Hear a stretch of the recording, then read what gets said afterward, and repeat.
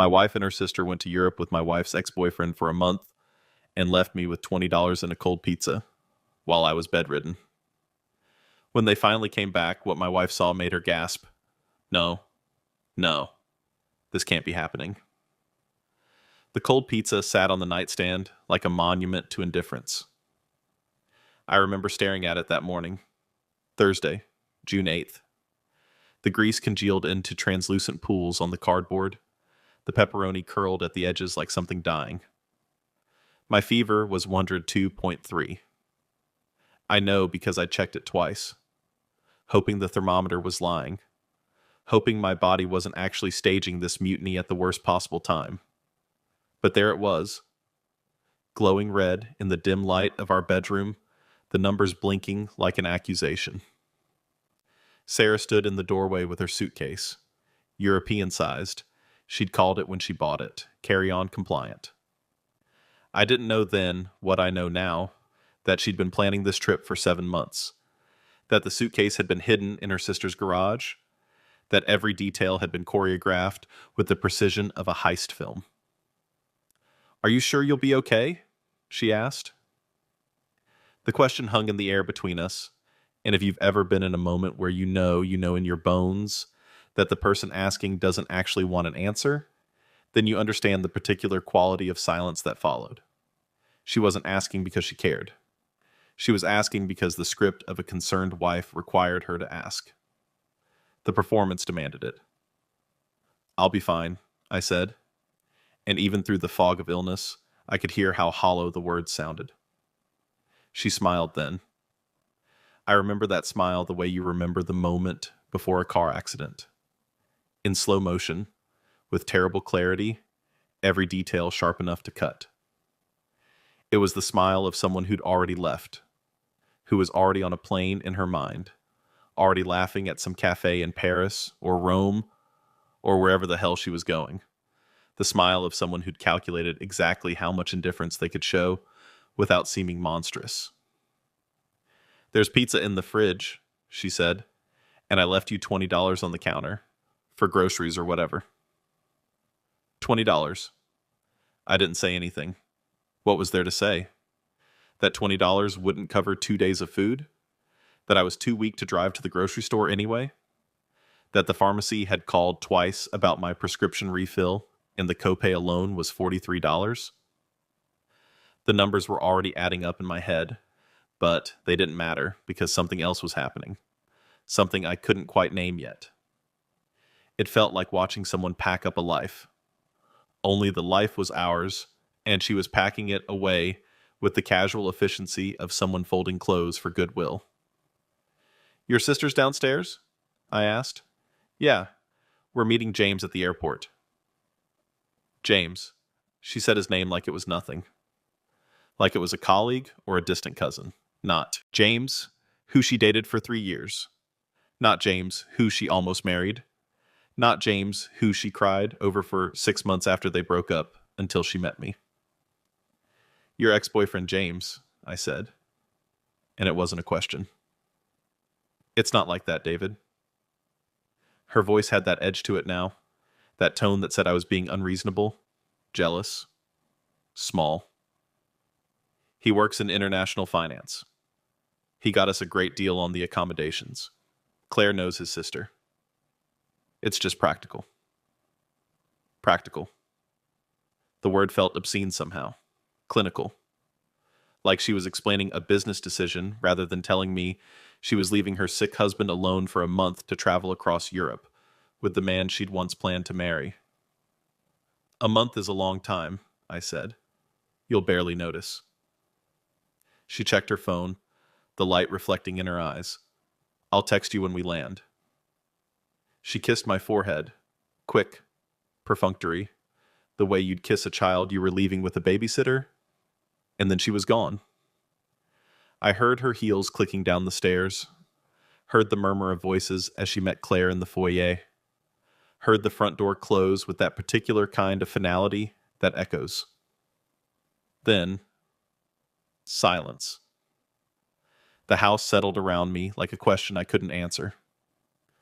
I lay there for a long time after she left, staring at the ceiling fan, making its lazy rotations, counting the blades the way you count sheep, trying to trick my body into rest. But sleep wouldn't come. Instead, there was just the fever and the ache in my bones and the cold pizza sitting on the nightstand like evidence of something I was only beginning to understand. The pneumonia had started 2 weeks earlier, or at least that's when I'd finally gone to urgent care. Before that, I'd convinced myself it was just a bad cold, then the flu, then something I could walk off if I just pushed through. But bodies don't lie the way people do. Bodies tell the truth in fevers and labored breathing, and the kind of fatigue that feels like gravity itself has tripled. Bilateral pneumonia, the doctor had said, her voice concerned but measured. You need rest, complete rest. No work, no stress, and definitely no ignoring this. I'd told Sarah that night. We'd been sitting in the living room, her on the couch with her laptop, me in the armchair trying not to cough. That's terrible timing, she'd said. Not, are you okay? Not, what can I do? Not, should we postpone the trip? Just, terrible timing, as if my lungs had decided to stage a rebellion specifically to inconvenience her European vacation. I'll be fine, I'd told her then, just like I'd told her this morning. You should still go. Are you sure? She'd looked up from her screen, and for a moment, just a moment, I thought I saw something like concern. But then she'd smiled, and the moment passed. I mean, if you really think you'll be okay, I'll be okay. The lies we tell for love, the lies we tell ourselves about love. Now, lying in bed with my wife's indentation still visible, in the mattress beside me, I wondered how many other lies I'd told. How many times I'd made myself smaller, quieter, more convenient. How many times I'd swallowed words that needed to be said because saying them would have required her to care. My phone buzzed. A text from my brother, Marcus. How you feeling, man? I stared at it for a long time before typing back. Been better. Sarah left for Europe this morning. The response came quickly. Wait, she what? You're sick as hell, and she left? It's fine. She'd been planning it for a while. With her EX? And her sister? David? Come on, that's insane. I didn't respond. What was I supposed to say? That he was right? That somewhere in the part of my brain not clouded by fever, I knew this was wrong in a way that transcended normal wrong. That this was the kind of wrong that breaks something fundamental? Another text. You need anything? I can come by after work. I'm good. Just need to sleep. Text me if you need anything. I mean it. I set the phone down and closed my eyes. The fever was getting worse. I could feel it climbing, feel my body trying to fight battles on multiple fronts. But beneath the physical discomfort was something else. A different kind of ache. The kind that starts in your chest and spreads outward like ink in water. If you've ever been left when you needed someone most, you know this feeling. It's not dramatic. It's not even particularly sharp. It's just absence. The space where care should be. The silence where concern should echo. I slept fitfully that afternoon, waking every hour or so to the sound of nothing. No one puttering in the kitchen, no footsteps on the stairs, just the empty house breathing around me. At some point, I managed to get downstairs to assess the situation. The $20 bill sat on the kitchen counter, held down by a coffee mug. Next to it, a note in Sarah's handwriting. Back July 8th. Love you. The exclamation point felt like violence. I opened the fridge, 1 box of cold pizza, half a gallon of milk that expired yesterday, some condiments, and a container of leftover Chinese food that I was pretty sure was older than my illness. The freezer had 2 ice cube trays and a frost pattern that looked like a map of my current situation. Cold, empty, abandoned. $20. 30 days. Do the math. I sat at the kitchen table and did something I hadn't done in years. I cried. Not the dramatic sobbing of movie moments, but the quiet, exhausted crying of someone who's finally understood something they should have seen coming.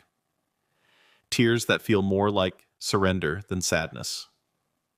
My phone buzzed again. Sarah, from the airport. Boarding soon. I'll text when we land in London. Feel better, hearts. The heart emoji seemed particularly cruel. I didn't respond. Instead, I sat there in my empty kitchen, in my empty house, in my empty marriage, and I started to think, really think. Not with the fever fog or the exhaustion or the shock of betrayal, but with the kind of cold clarity that comes when everything else has been stripped away. Sarah had left me here to die. Maybe not literally, but close enough. She'd calculated, and yes, this had been calculated, that I would survive. That I was functional enough to feed myself, medicate myself, exist in this house alone for 30 days while she lived out some fantasy with her ex-boyfriend and her sister as chaperone/accomplice. She'd left me with $20. The absurdity of it was almost funny. Almost. The kind of funny that curdles into something else when you think about it too long. Because what did $20 say about my worth in her eyes? What does that number represent in the economics of marriage? It was enough for her to technically claim she'd provided for me. Not enough to actually keep someone alive for a month, but enough to perform the gesture of caring. It was the pizza that made it clear, though. Cold pizza isn't what you leave someone you love. It's what you leave someone you're done with, but haven't admitted it yet. It's the food equivalent of I've already left. I'm just not telling you yet. I pulled out my laptop. If you've ever been in a moment where your life splits into before and after, you know how it feels. How everything suddenly comes into focus. How the questions you've been avoiding start demanding answers. I started searching. Not for anything in particular at first. Just looking. Emails. Bank statements. Credit card bills. Our shared calendar. The digital detritus of a marriage that I'd been living inside but not actually seeing. And there it was. The pattern, February. Sarah books the European-sized suitcase. Ships it to Claire's address. March. A Venmo payment to James for travel planning consultation. April. 3 separate charges for travel guides. European phone SIM cards. Romantic restaurants in Paris. May.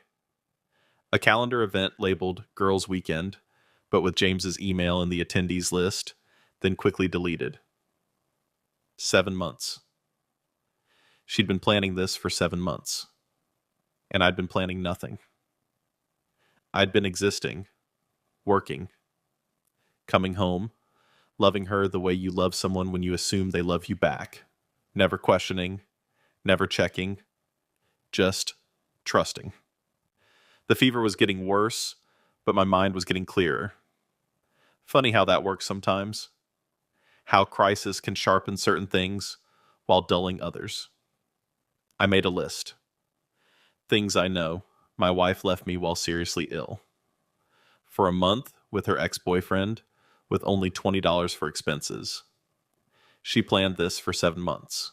She lied about it being last minute. She left me with cold pizza, things I don't know. Why? What happens when she comes back? If she's coming back? If I want her to come back? That last one surprised me. But there it was, typed out on my screen in my fever-shaky handwriting. If I want her to come back. Because somewhere between the cold pizza and the $20 and the ex-boyfriend and the month-long abandonment, something had broken. Not loudly, not dramatically, just broken. Like ice cracking on a lake, silent until you step on it. I closed my laptop and went back to bed. Tomorrow, I would start figuring things out.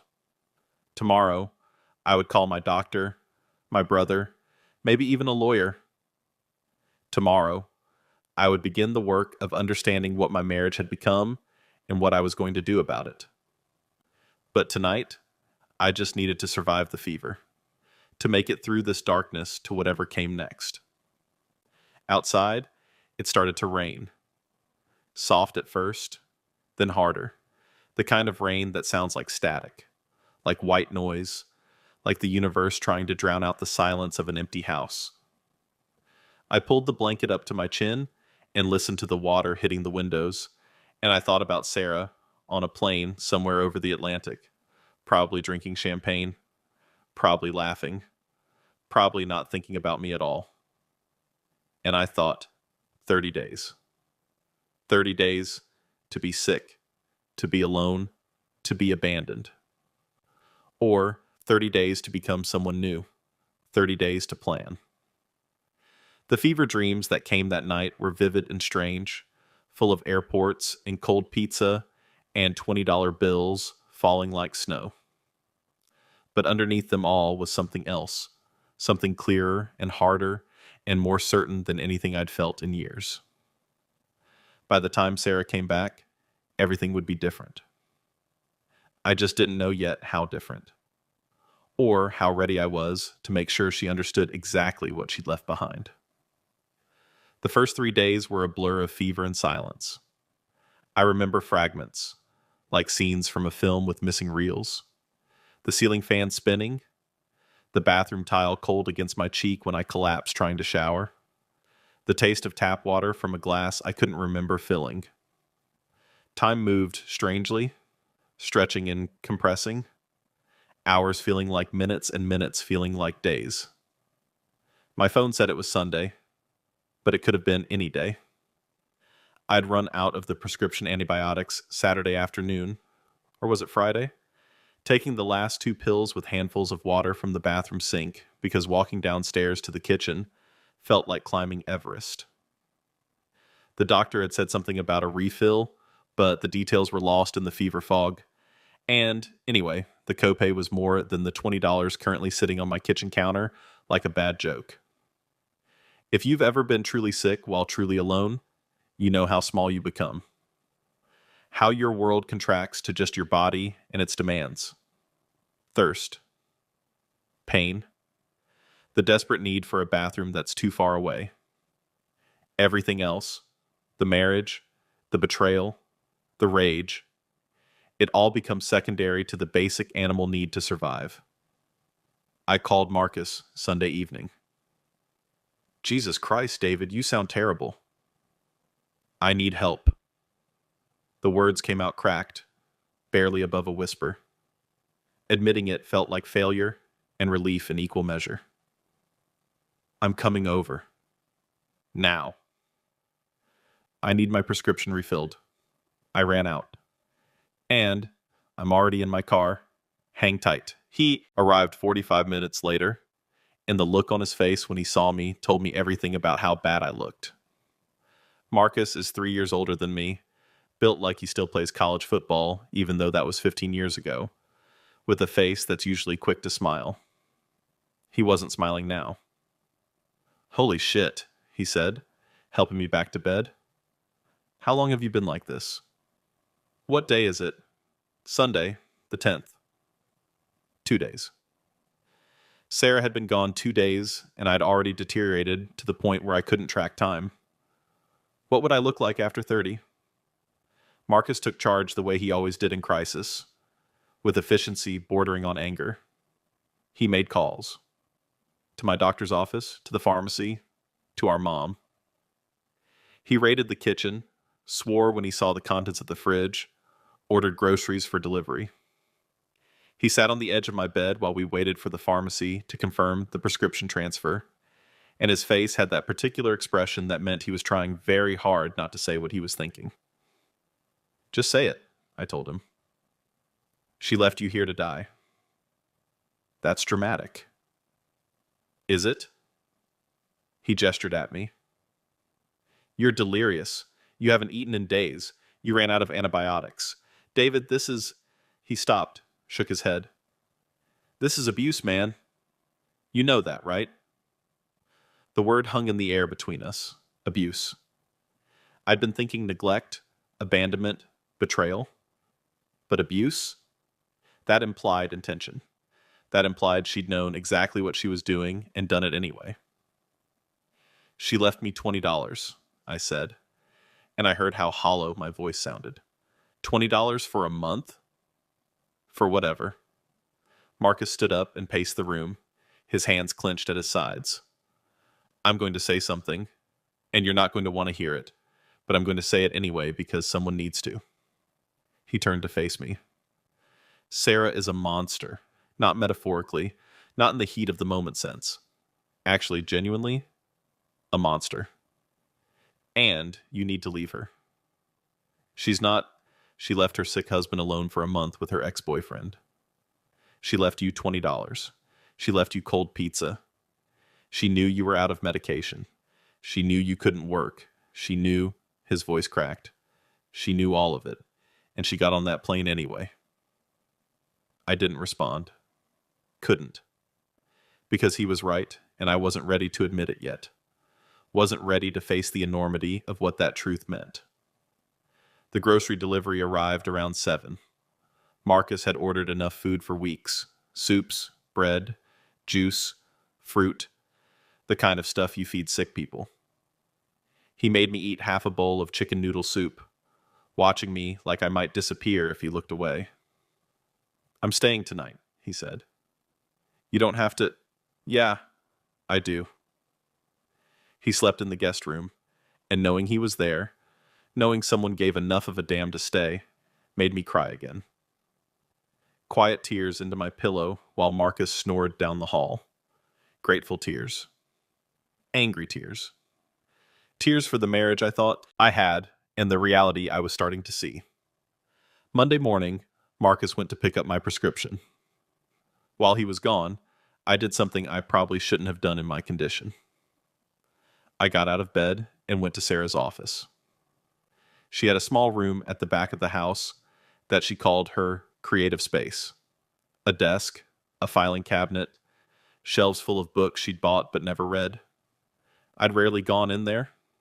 It was her domain, her privacy, and I'd respected that boundary the way you respect boundaries in a healthy marriage. But we didn't have a healthy marriage. We had a marriage where one person left the other to suffer while they fucked around Europe with an ex-boyfriend. I opened her desk drawer. The first thing I found was a folder labeled Europe Trip. Inside, printed itineraries, restaurant reservations, museum tickets, all dated and organized with meticulous care. June 8th through July 8th. London, Paris, Barcelona, Rome, Venice. 30 days of 5-star hotels and Michelin-starred restaurants and private tours. The reservations were all for 3 people. Sarah Miller, Claire Miller, James Richardson. Room configurations: 1 double room, 1 single room. I stared at that line for a long time. 1 double room. The implications were clear, but I made myself keep looking. Made myself see it all. Because if you're going to understand betrayal, you have to look at it directly, without flinching, without the comfort of denial. There were credit card statements, charges dating back 7 months, just like I'd found in the digital records. But these paper statements had annotations in Sarah's handwriting. Flight deposit, Hotel Paris, romantic dinner cruise. She'd written it down, not even trying to hide it. Why would she? I never looked. I never questioned. I was the faithful husband, working his ass off while she planned her month-long affair with the precision of a military operation. Under the Europe folder, I found something else. A journal. Sarah didn't journal.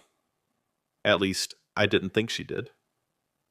But here it was, A leather-bound book with her handwriting filling the pages. I sat down at her desk, weak, feverish, probably hallucinating slightly, and I started to read. March 15th. James called again. We talked for 2 hours. God, I forgot how easy it is to talk to him. How he actually listens. David just zones out when I talk. It's like living with a roommate who occasionally fucks you out of obligation. The words hit like a physical blow.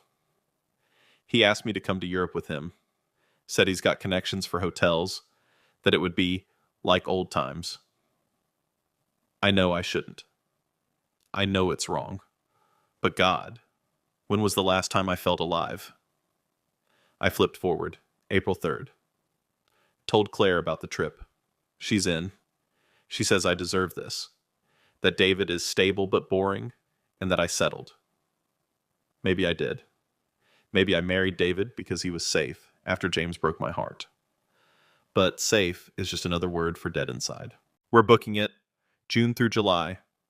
A whole month away from this beige suburban life. There were more entries, dozens of them, each one a knife. April 20th.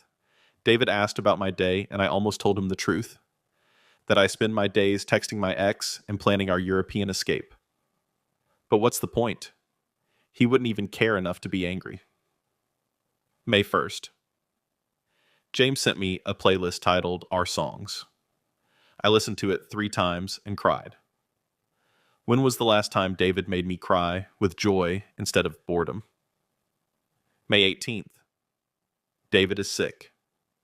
Bad cold or something. Part of me feels guilty about the timing, but he'll be fine. He's always fine. That's his defining characteristic. Being fine. June 5th. David has pneumonia. The doctor says it's serious. He looks terrible, honestly. I should probably postpone the trip. But I've waited so long. And Claire has already taken the time off, and James is expecting us. David will recover. He's tough. He'll understand. June 7th. Tomorrow. I'm nervous and excited and guilty. Left him money for food and told him I'd text. He looked so small in that bed, so pathetic. I felt nothing but relief that I was leaving. I closed the journal. The fever was making the room spin, or maybe it was just the reality of what I'd read. My wife didn't love me. Probably hadn't loved me for years.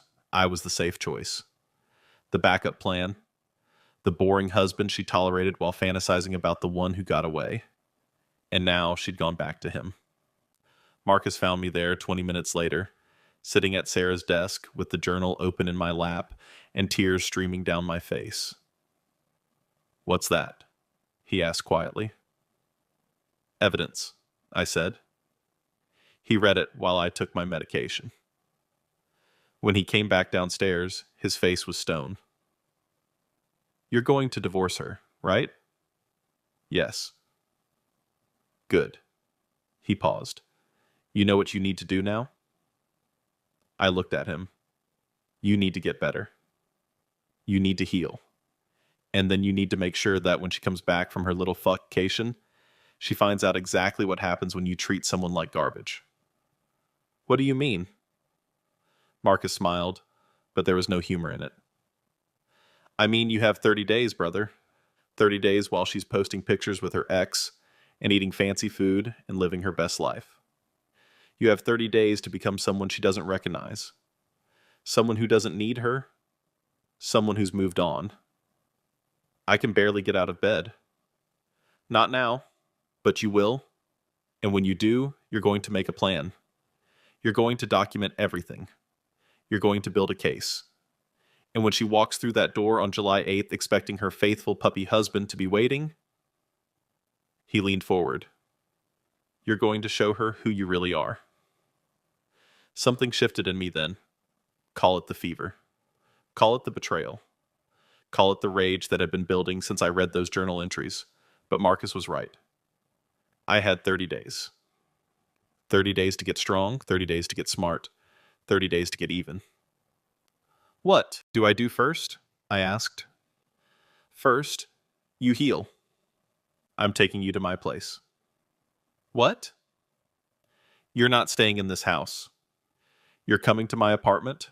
I'll work from home. Mom will come by. We're going to get you healthy again. And while you recover, we're going to plan. Plan what? Everything. Marcus picked up the journal. She left a roadmap to her own destruction. Now we follow it. He helped me pack a bag. Clothes, toiletries, my laptop, Sarah's journal. We left the house on Monday afternoon, and I didn't look back. Didn't think about the cold pizza still in the fridge, or the $20 on the counter, or the empty bed where my wife used to sleep. I only thought about July 8th, about the look on Sarah's face when she realized what she'd done, about the moment when she would understand that leaving someone alone doesn't always break them. Sometimes it sets them free. Marcus's apartment was smaller than our house, but felt bigger somehow. Cleaner, less suffocating. He set me up in his guest room with fresh sheets and a humidifier, and a mini fridge stocked with drinks. Sleep, he said. We'll talk tomorrow. But I didn't sleep. I lay there in the dark of someone else's home, in a bed that didn't smell like Sarah's perfume, in a silence that felt different from the silence of abandonment, and I thought about revenge. Not the hot kind. Not violence or property destruction or public scenes. The cold kind. The kind where you let someone hang themselves with their own rope while you document every moment. The kind where truth becomes the weapon. Quiet, elegant, data-backed. Sarah wanted to betray me? Fine, I would let her. And then I would make sure everyone knew exactly what kind of person she was. My phone buzzed. A text from Sarah. London is amazing. Having the best time. How are you feeling?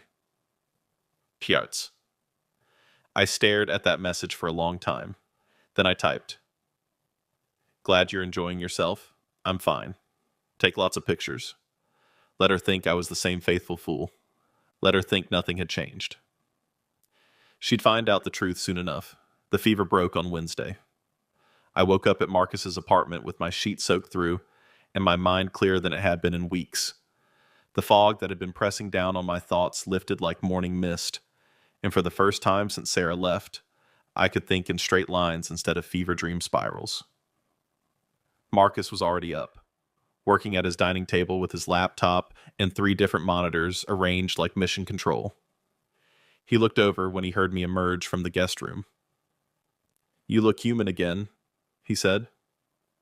I feel human again. I sat down across from him. What are you doing? Research. He turned one of the monitors toward me. I've been going through Sarah's social media. Her Instagram is private, but Claire's isn't. Look at this. The screen showed Claire's Instagram story from yesterday, a photo of the Eiffel Tower at sunset, captioned, Living Our Best Lives, with 2 other figures blurred in the background. Sarah and James, their bodies angled toward each other in a way that suggested intimacy even through the blur. Keep scrolling, Marcus said. I swiped through the stories. There they were, the 3 of them, living the life Sarah had planned in meticulous detail. A cafe in Montmartre, the Louvre, a restaurant with the Seine visible through floor-to-ceiling windows. In every photo where James was visible, he and Sarah were close. Too close. The kind of close where their body language told a story that words couldn't hide. She's not even trying to hide it, I said. Why would she? You're supposed to be home dying, remember? You're not supposed to be seeing any of this. Marcus closed the laptop. Which brings me to what we're doing today. What's that? Building your case. You need documentation. Screenshots, financial records, testimony. Everything that proves what she did and what she's doing. Because here's the thing about divorce court, David. The truth matters, but provable truth matters more. I thought about Sarah's journal, still in my bag in the guest room. I have her diary. That's a start, but we need more. We need to show a pattern of deception, financial abuse, abandonment, infidelity. He pulled out a legal pad covered in notes. I called a lawyer friend of mine yesterday, explained the situation. She said this is one of the most clear-cut cases of marital abandonment she's heard in years. Abandonment? Legal term. When one spouse leaves the other without consent, support, or justification. In most states, including ours, it's grounds for fault-based divorce. Which means Sarah doesn't get to walk away clean. Exactly. Marcus slid the legal pad across to me. So here's what we're going to do over the next few weeks.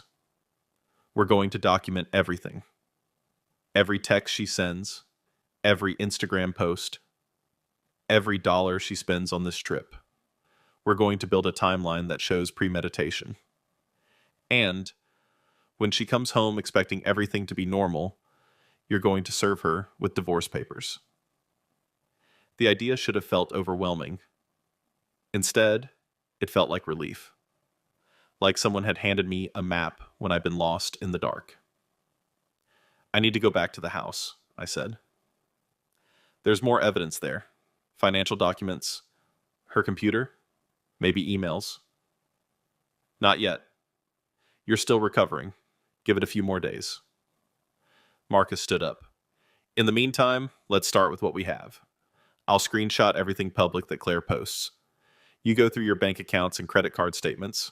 Find every charge related to this trip. Every hotel, every restaurant, every expense. We worked through the morning like investigators at a crime scene, because that's what it was, really, a crime scene. Not in the legal sense, maybe, but in the moral sense. Sarah had committed a crime against our marriage, against our vows, against the basic human decency of not leaving your sick partner alone to suffer. The financial evidence was damning. I pulled up our joint credit card statements, the one we used for shared expenses. Since January, Sarah had charged over $15,000 to it. None of it flagged as suspicious because we had good credit and healthy limits. But when I looked at the details with clear eyes, the pattern emerged like invisible ink under heat.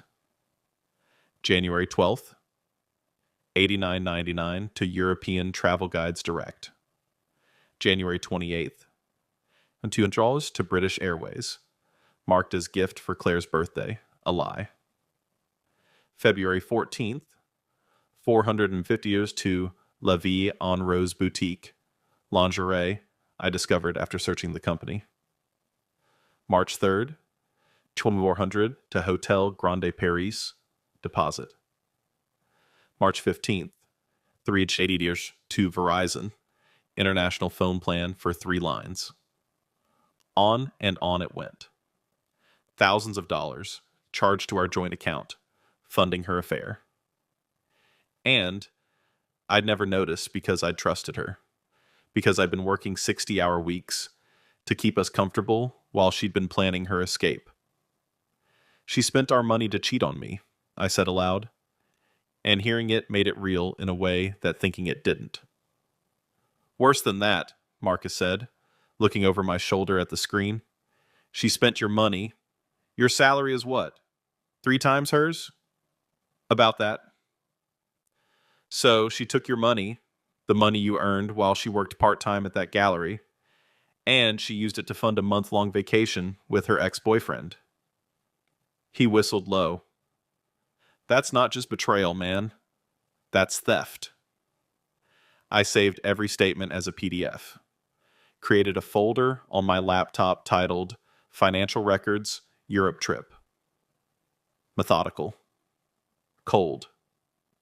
Each click of the mouse felt like armor plating going on, piece by piece.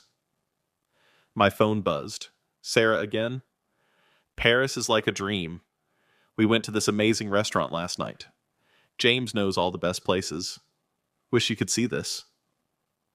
The audacity of it made me laugh. Actually laugh. A short, bitter sound that made Marcus look up. What? I showed him the text. She's taunting you, he said. She might not even realize it, but that's what this is. She's rubbing your face in it. Should I respond? Keep it simple. Non-committal. Don't give her any indication you're on to her.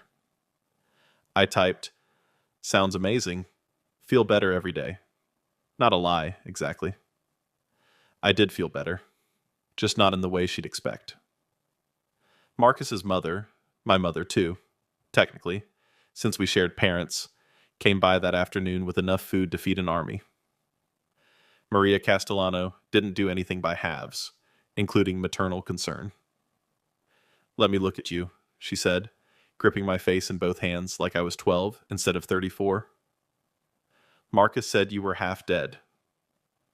I'm better now, Mom. Better than half dead is not the same as good. She released me and turned to Marcus. He looks like hell. Have you been feeding him? Every 3 hours, like you ordered. She unpacked containers of soup, pasta, roasted chicken, vegetables cooked in the way that only Italian mothers can cook them, with enough garlic to ward off vampires and enough love to heal pneumonia. Where is your wife? She asked, and the temperature in the room dropped about 10 degrees. Europe, I said. With her sister and an old friend. For how long? A month. Mom was quiet for a moment, organizing food in Marcus's fridge with aggressive efficiency. Then, you don't leave your husband when he's sick. You don't leave for a month. You don't go with old friends who are men. She turned to face me. She's cheating on you. Mom, Marcus started. Don't mom me. I have eyes. I have a brain. She pointed at me. You're too skinny. Too pale. You were dying and she left you. What kind of wife does that? The kind he's divorcing, Marcus said quietly. Mom's eyes widened. Good. Finally. I never liked her anyway. You never said anything. What was I supposed to say? Don't marry her. She has dead eyes. You were in love. Or you thought you were. She came over and kissed my forehead. You stay here with Marcus. You eat. You get strong. And when that woman comes back, you make sure she knows what she lost. After she left, Marcus and I sat at the table eating her food. Real food. Not cold pizza. And I felt something shift in my chest. Family. Support. People who gave a damn whether I lived or died. I'd had that all along, I realized. I just hadn't needed it until Sarah's absence made it visible. We should bring Mom in on the planning, Marcus said. What? I'm serious. She's meaner than both of us combined. And she worked in a law office for 20 years before she retired. She knows how these things work. The idea of my mother as part of a revenge plot was absurd enough to make me smile. But he had a point. Maria Castellano was not someone you wanted as an enemy. Thursday, I felt strong enough to go back to the house.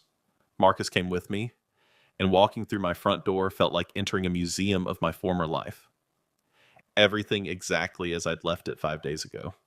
The $20 bill still on the counter, the coffee mug holding it down, Sarah's note with its offensive exclamation point.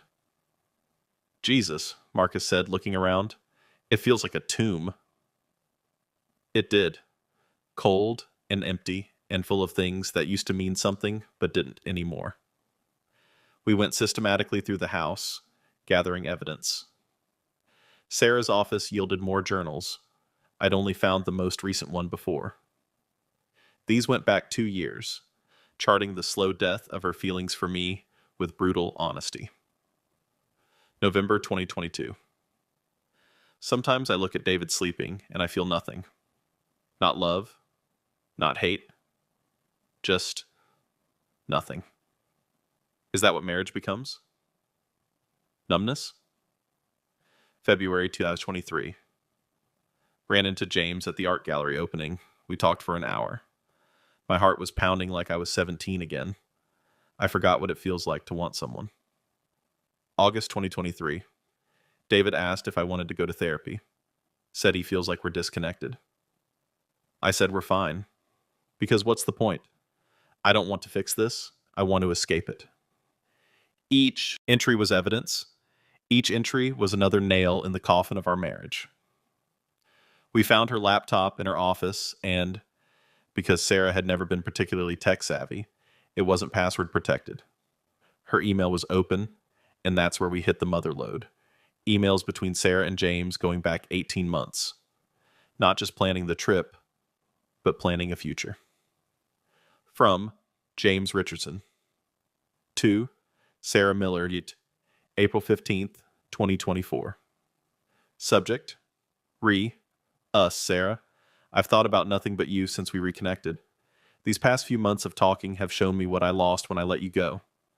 I know you're married. I know it's complicated, but life is too short to live without passion. And what we have is passion. Come to Europe with me. Let's see if what we had is still there. And if it is, well, we'll figure out the rest together. I never stopped loving you. Sarah's response. James, reading your email made me cry. Happy tears, for once. You're right. Life is too short. David is a good man, but he's not my man. He never was. I settled for safety and stability after you broke my heart, and I've been dying slowly ever since. I'm coming to Europe. I've already told Claire.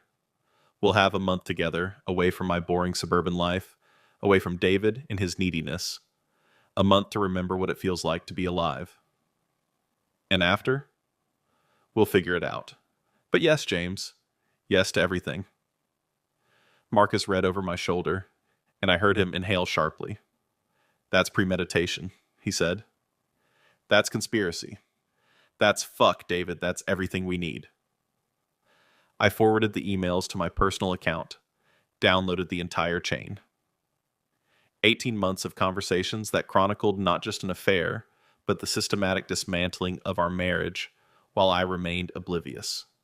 How had I not seen it? But I knew the answer. I hadn't seen it because I'd trusted her.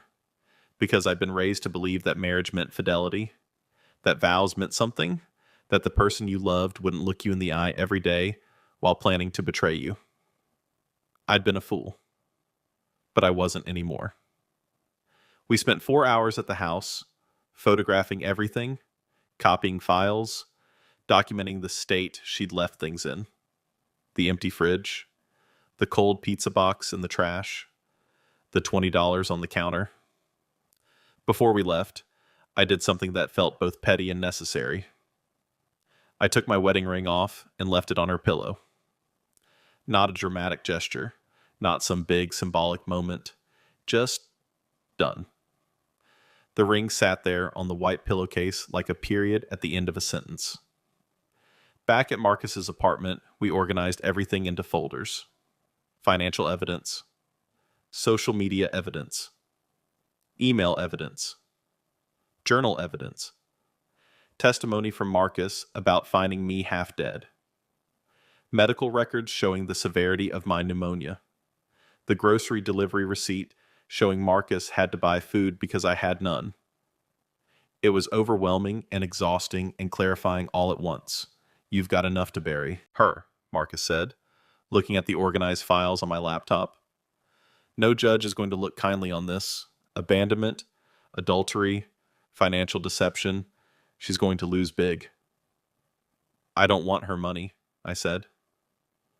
Maybe not, but you should make her pay for what she did. Literally.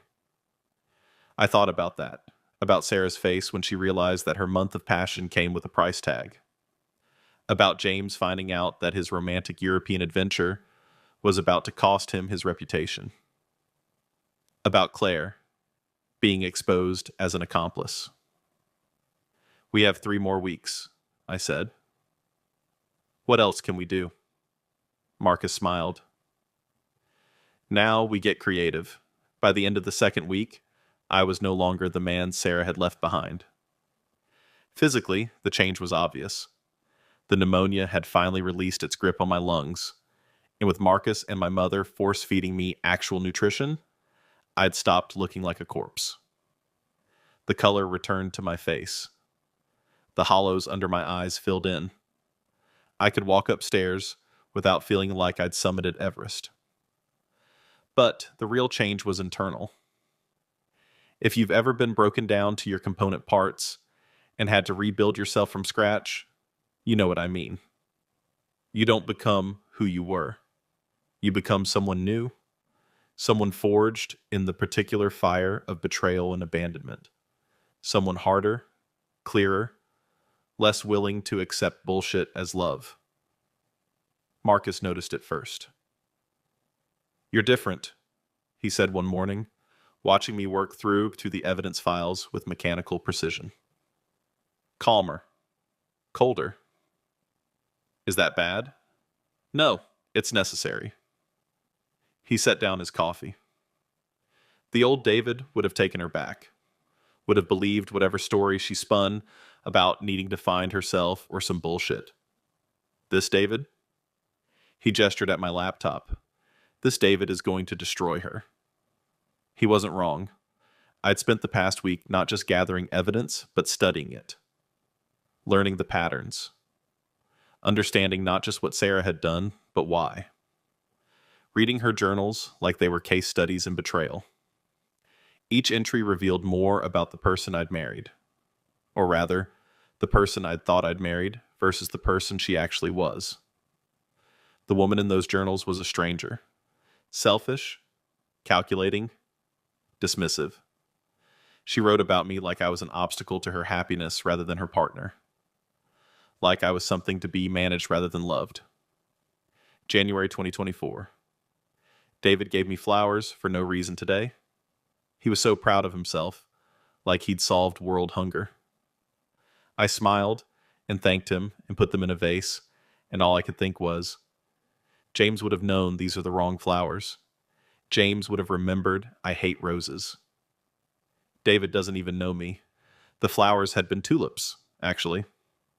Her favorites. Or at least, I'd thought they were her favorites because she'd pointed them out at the farmer's market once and said they were beautiful. But, apparently, I'd gotten that wrong too.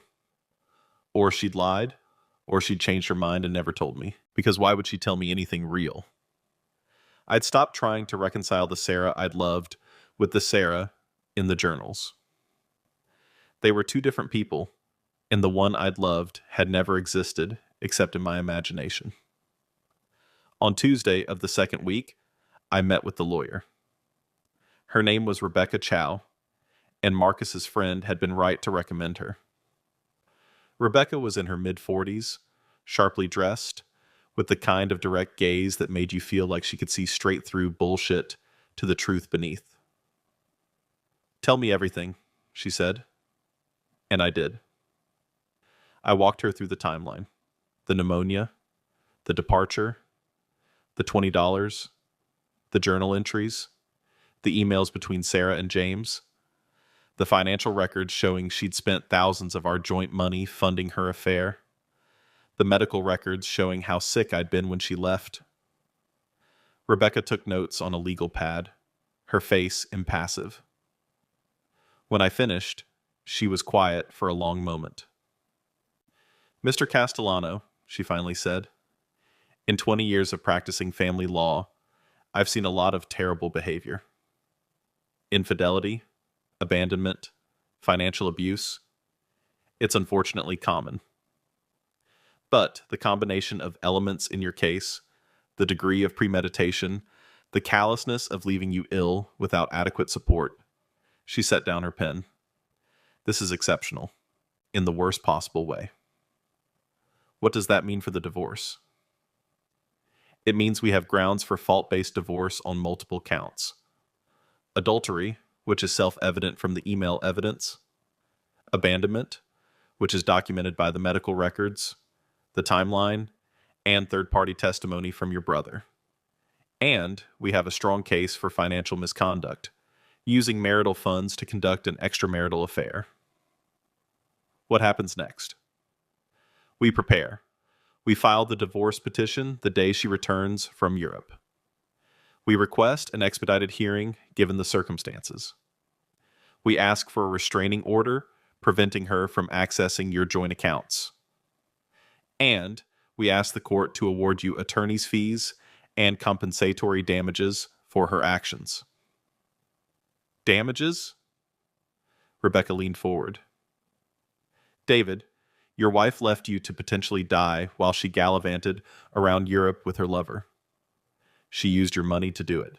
She documented her intentions in writing. She showed a pattern of deception spanning years. A court can and should hold her financially accountable for that behavior. The idea felt foreign. I didn't want Sarah's money. I wanted... what? Justice? Acknowledgement? For her to understand what she'd done? I want her to know, I said. I want her to understand that she can't treat people like this and get away with it. Then we make sure she knows. Rebecca pulled out a calendar. She returns July 8th. That's what she said. We file on July 9th. You serve her at the house, in front of witnesses if possible. Everything by the book. Completely legal, utterly devastating. By the time she realizes what's happening, it'll be too late. We spent 2 hours going over strategy.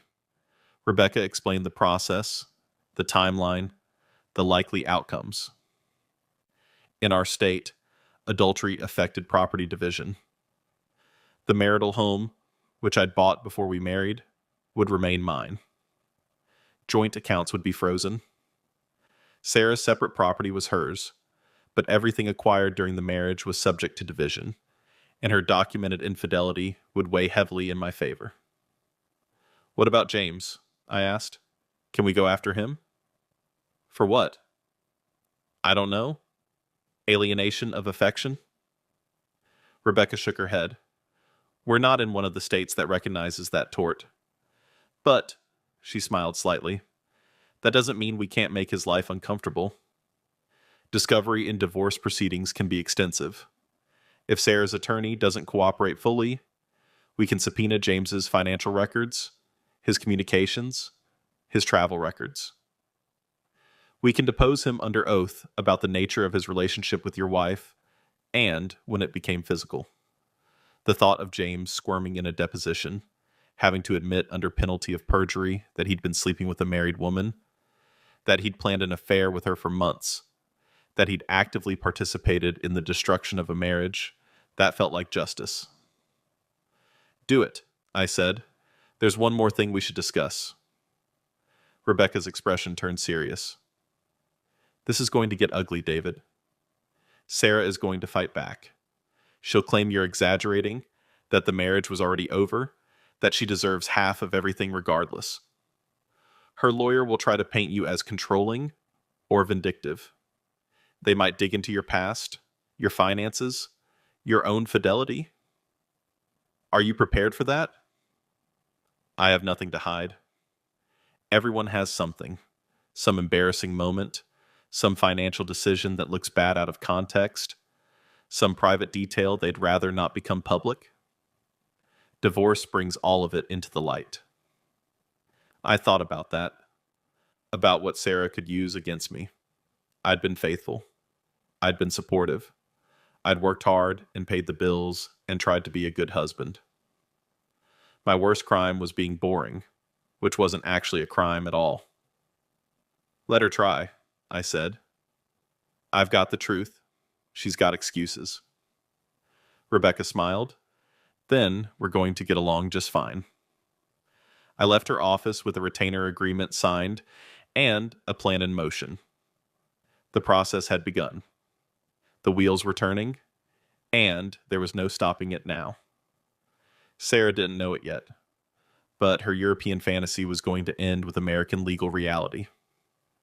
That evening, I went to the gym for the first time in a month. Marcus had suggested it, said I needed to rebuild not just my health, but my confidence. You need to feel strong again, he'd said. Not just for the divorce, but for yourself. He was right. I started slow, just cardio, some light weights. My body protested, still weak from the pneumonia, but there was something clarifying about the physical exertion, about pushing through discomfort, about proving to myself that I could be stronger than I'd been. A woman on the treadmill next to me glanced over. Just getting back into it? Something like that. The first week is the hardest, but it gets easier. She smiled and turned back to her run. It was a nothing interaction. Meaningless small talk. But it struck me how long it had been since I'd had a conversation with a woman that wasn't Sarah. How small my world had become. How completely I'd orbited around her while she'd been planning her escape. Not anymore. I finished my workout, showered, and felt something close to human again. Maybe even something close to good. My phone buzzed as I was driving back to Marcus's place. Sarah, right on schedule with her daily update. Barcelona is incredible. We saw the Sagrada Familia today. James has been here before, so he's the perfect tour guide. Wish you could see all this. How are you? Haven't heard from you much. The last line was interesting. A hint of concern? Or just annoyance that I wasn't playing my role as the devoted husband, eagerly awaiting her travel updates? I pulled over and typed a response, choosing my words carefully. Sounds amazing. I've been keeping busy. Feeling much better now. Enjoy every moment. I'm sure you'll have plenty to tell me when you get back. Subtext that she'd missed completely. Yes, enjoy every moment. Document it all. Give me more evidence. Because when you get back, we're going to talk about everything. Her response came quickly. Miss you. Can't wait to tell you all about it. Heart's the heart emoji again. The casual cruelty of it. Missing me while fucking her ex-boyfriend. Couldn't wait to tell me about it. I wondered what version of the story she'd planned to tell. The sanitized one, where James was just a friend, where nothing inappropriate happened, where it was all innocent fun and I was being paranoid if I questioned it. She'd never get the chance to tell that story. I had the truth, documented and time-stamped and legally bulletproof. Back at the apartment, Marcus was cooking dinner, or rather, heating up Mom's cooking, which was close enough. Rebecca called, he said. She wanted me to know that you're handling this better than most clients she works with. Said you're surprisingly calm. Is that good or bad? It's good. It means you're thinking clearly, not making emotional decisions. He plated the food. How you feeling about all this? I considered the question. How did I feel? Resolved, I said finally. Like I know what needs to happen, and I'm just waiting for the moment to make it happen. No second thoughts? No part of you that wants to forgive her? No. And I meant it. The David who might have forgiven her, who might have believed that love could overcome this, who might have taken her back and tried to rebuild. He died in that bed 2 weeks ago.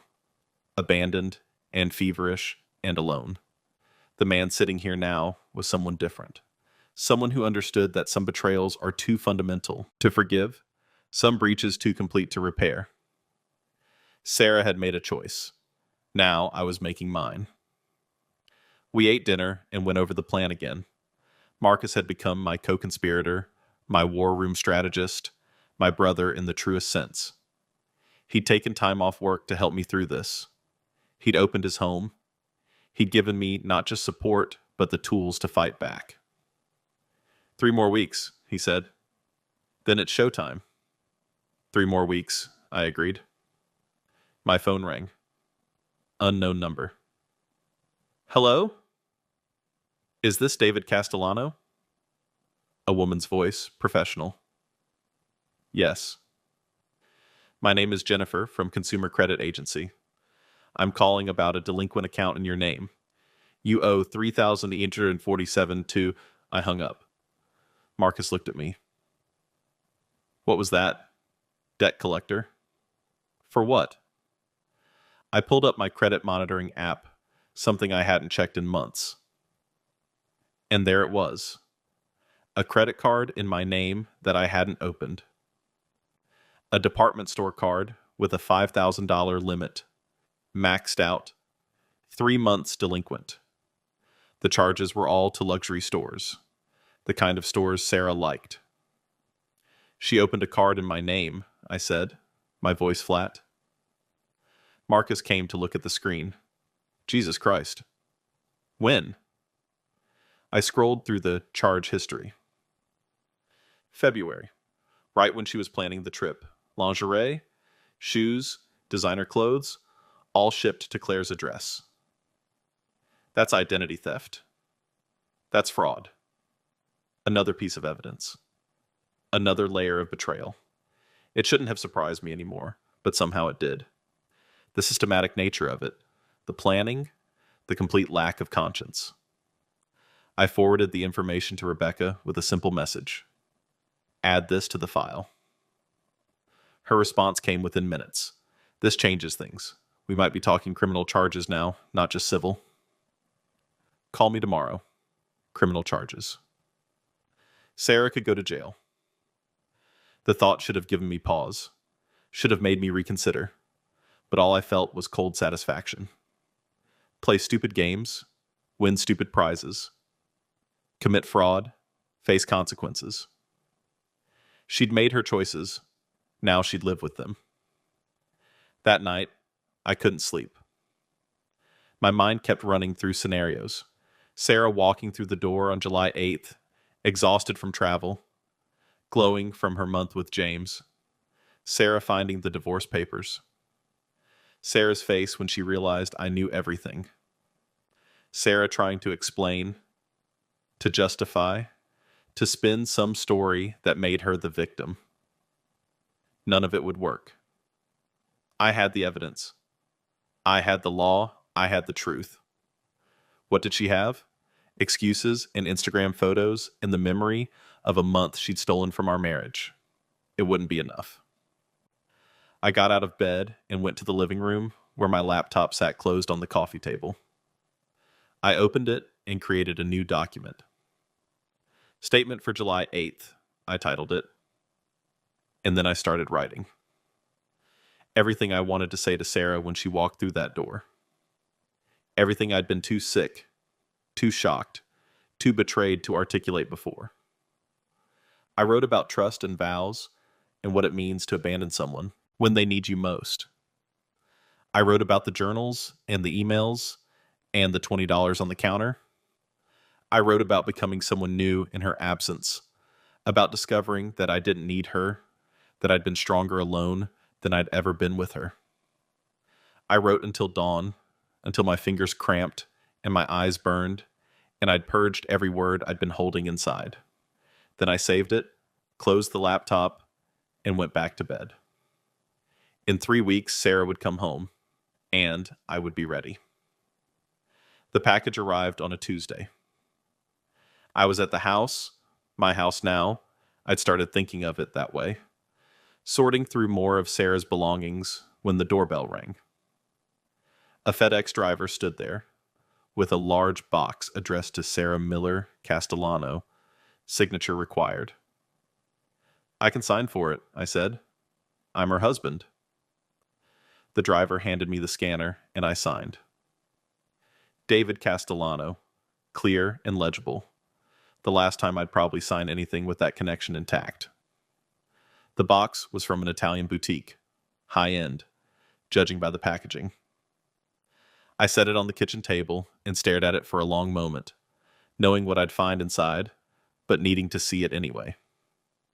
Needing to add it to the mountain of evidence that kept growing taller. I opened it, tissue paper, expensive and crisp. Underneath, designer dresses, silk scarves, leather goods. A handwritten receipt showing the total, $2,047, charged to our joint credit card 4 days ago. A note tucked inside one of the dress boxes, written in what I assumed was James's handwriting. For the most beautiful woman in Rome. Tonight, dinner at La Pergola. Wear the blue one. Jay, I photographed everything. The box, the contents, the receipt, the note. Added it to the folder on my laptop that had grown to over 300 documented items. Each one a piece of the puzzle. Each one another nail. Marcus found me sitting at the kitchen table an hour later. The designer clothes spread out like evidence at a crime scene. Jesus, he said. How much? Almost 3,000 euros, about $3,200. And she just shipped it here? To the house? Probably forgot I'd be alive to receive it. The words came out bitter, but I didn't try to soften them. Bitterness was honest. Or maybe she didn't care. Maybe she figured I'd just accept it like I've accepted everything else. Marcus picked up the note. This is bold, even for her. A love note from her boyfriend, shipped to her husband's address. Ex-boyfriend, soon-to-be ex-husband. I closed the box. Add it to the pile. We'd turned the guest room at Marcus's apartment into what he'd started calling the war room. One wall was covered in a timeline, an actual physical timeline, printed and taped up like we were investigating a conspiracy. Every entry from Sarah's journals, every charge on the credit cards, every Instagram post from Claire, every text Sarah had sent me. Dates, amounts, locations. The visual representation of a marriage being systematically dismantled. Looking at that wall, you could see the exact moment Sarah decided I wasn't enough. December 2023. A chance meeting with James at an art gallery opening. Everything after that was just logistics. The slow, methodical planning of her escape. Rebecca had been thrilled with the new evidence. Every package, every charge, every note, it all demonstrates ongoing adultery and financial misconduct. Keep documenting everything. But documentation wasn't enough anymore. I needed more. I needed to understand. That afternoon, I did something I hadn't done since this all started. I called one of Sarah's friends. Rachel had been her college roommate, her maid of honor at our wedding. If anyone knew what Sarah had been thinking, it would be her. David, oh my God, how are you? Sarah said you were really sick. I'm better now. I kept my voice neutral. Is this a good time to talk? Of course. What's up? I wanted to ask you about something. Has Sarah mentioned anything to you about struggles in our marriage? There was a pause, a telling pause, the kind of silence that speaks volumes. Rachel? David, I don't want to get in the middle of anything. I'm not asking you to. I just want to understand what's been going on. Another pause. Then, she's been talking about feeling trapped for a while now. Maybe a year. She said things with you were comfortable, but not exciting. That she felt like she was living someone else's life. Did she mention James? Longer pause now. How did you... I know about the trip, Rachel. I know who she's with. I'm asking if you knew. Her voice cracked.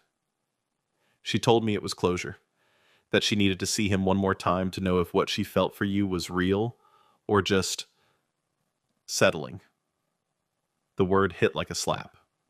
Settling. And you didn't think to tell me? It wasn't my place. She's my friend, David. I hoped she'd come back and realize what she had with you. That it was just a fantasy she needed to get out of her system. A month-long fantasy funded with my money while I was sick enough to be hospitalized.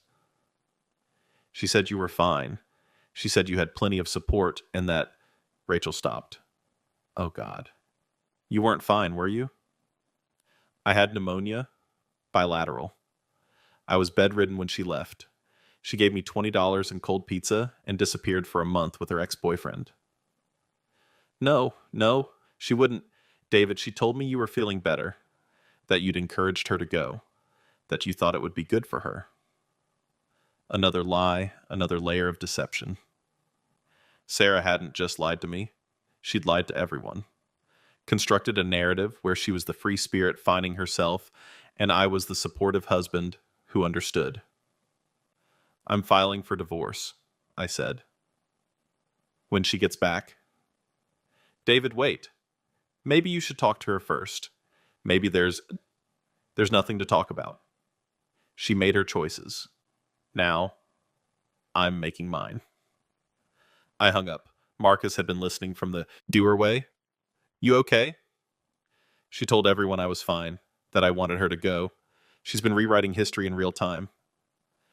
Narcissist playbook, Marcus said. Control the narrative. Make yourself the victim or the hero, never the villain. I want to release the evidence publicly. Marcus came into the room. What do you mean? I mean, I want everyone to know what she did. Her friends, her family, her co-workers, everyone who thinks she's just some free spirit finding herself. I want them to see the journals, the emails, the receipts. I want them to know who she really is. That's scorched earth, David. She scorched it first. Rebecca said we have enough for divorce court. I'm talking about the court of public opinion. I'm talking about making sure Sarah can't spin this, can't pretend she's the victim, can't walk away with her reputation intact. Marcus was quiet for a long moment. Then, how? I don't know yet, but I have 3 weeks to figure it out. That night, I couldn't sleep again. My mind kept running through possibilities. A social media post? Too crude. An email to her friends and family? Too direct. Something more elegant, more devastating. Something that let the truth speak for itself. I got up and went to the war room, staring at the timeline on the wall. All that evidence. All those lies. And suddenly, I knew what to do.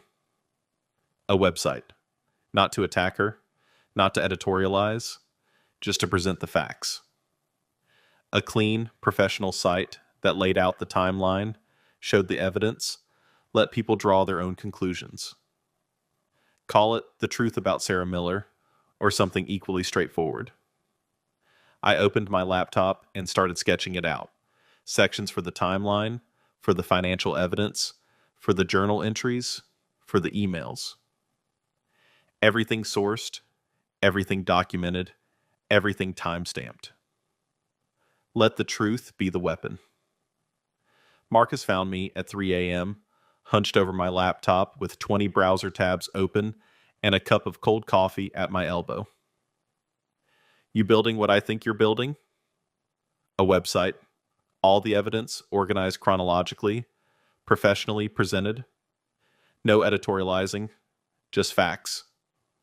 That's nuclear. That's justice. He sat down next to me. Okay, but we do it right. We redact identifying information for third parties. We make sure everything is legally obtained. We don't give her any ammunition to claim harassment or defamation. Everything here is true. Truth is a defense against defamation, but she could still make your life hell if you're not careful. We need Rebecca to review everything before it goes live. He was right. I knew he was right. But the urge to just publish it all, to let the world see what she'd done, it was almost overwhelming. After the divorce is filed, Marcus said, you publish after the papers are served. That way she can't claim you're trying to influence the proceedings. It becomes part of the public record anyway, once you file. 3 weeks. 3 weeks, I went back to work. By dawn, I had a skeleton of the site built. Clean design, simple navigation. Sections labeled timeline, financial evidence, written communications, Medical records. Everything a click away. Everything documented. The tagline at the top: what happens when trust is betrayed? A documented account. Not inflammatory, not emotional, just factual. My phone buzzed. Sarah, earlier than usual.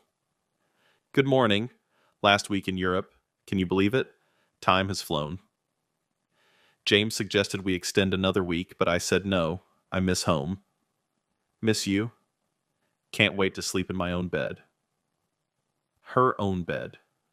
Not our bed. Her bed. The possessive pronoun was revealing. In her mind, she'd already left the marriage. The house was hers, the bed was hers, the life was hers. I was just... what? A placeholder? An obstacle to be managed? I typed back, looking forward to having you home. We have a lot to talk about. Let her interpret that however she wanted. Let her think I'd been the faithful fool, waiting patiently for her return. She'd find out the truth soon enough. Her response: I know.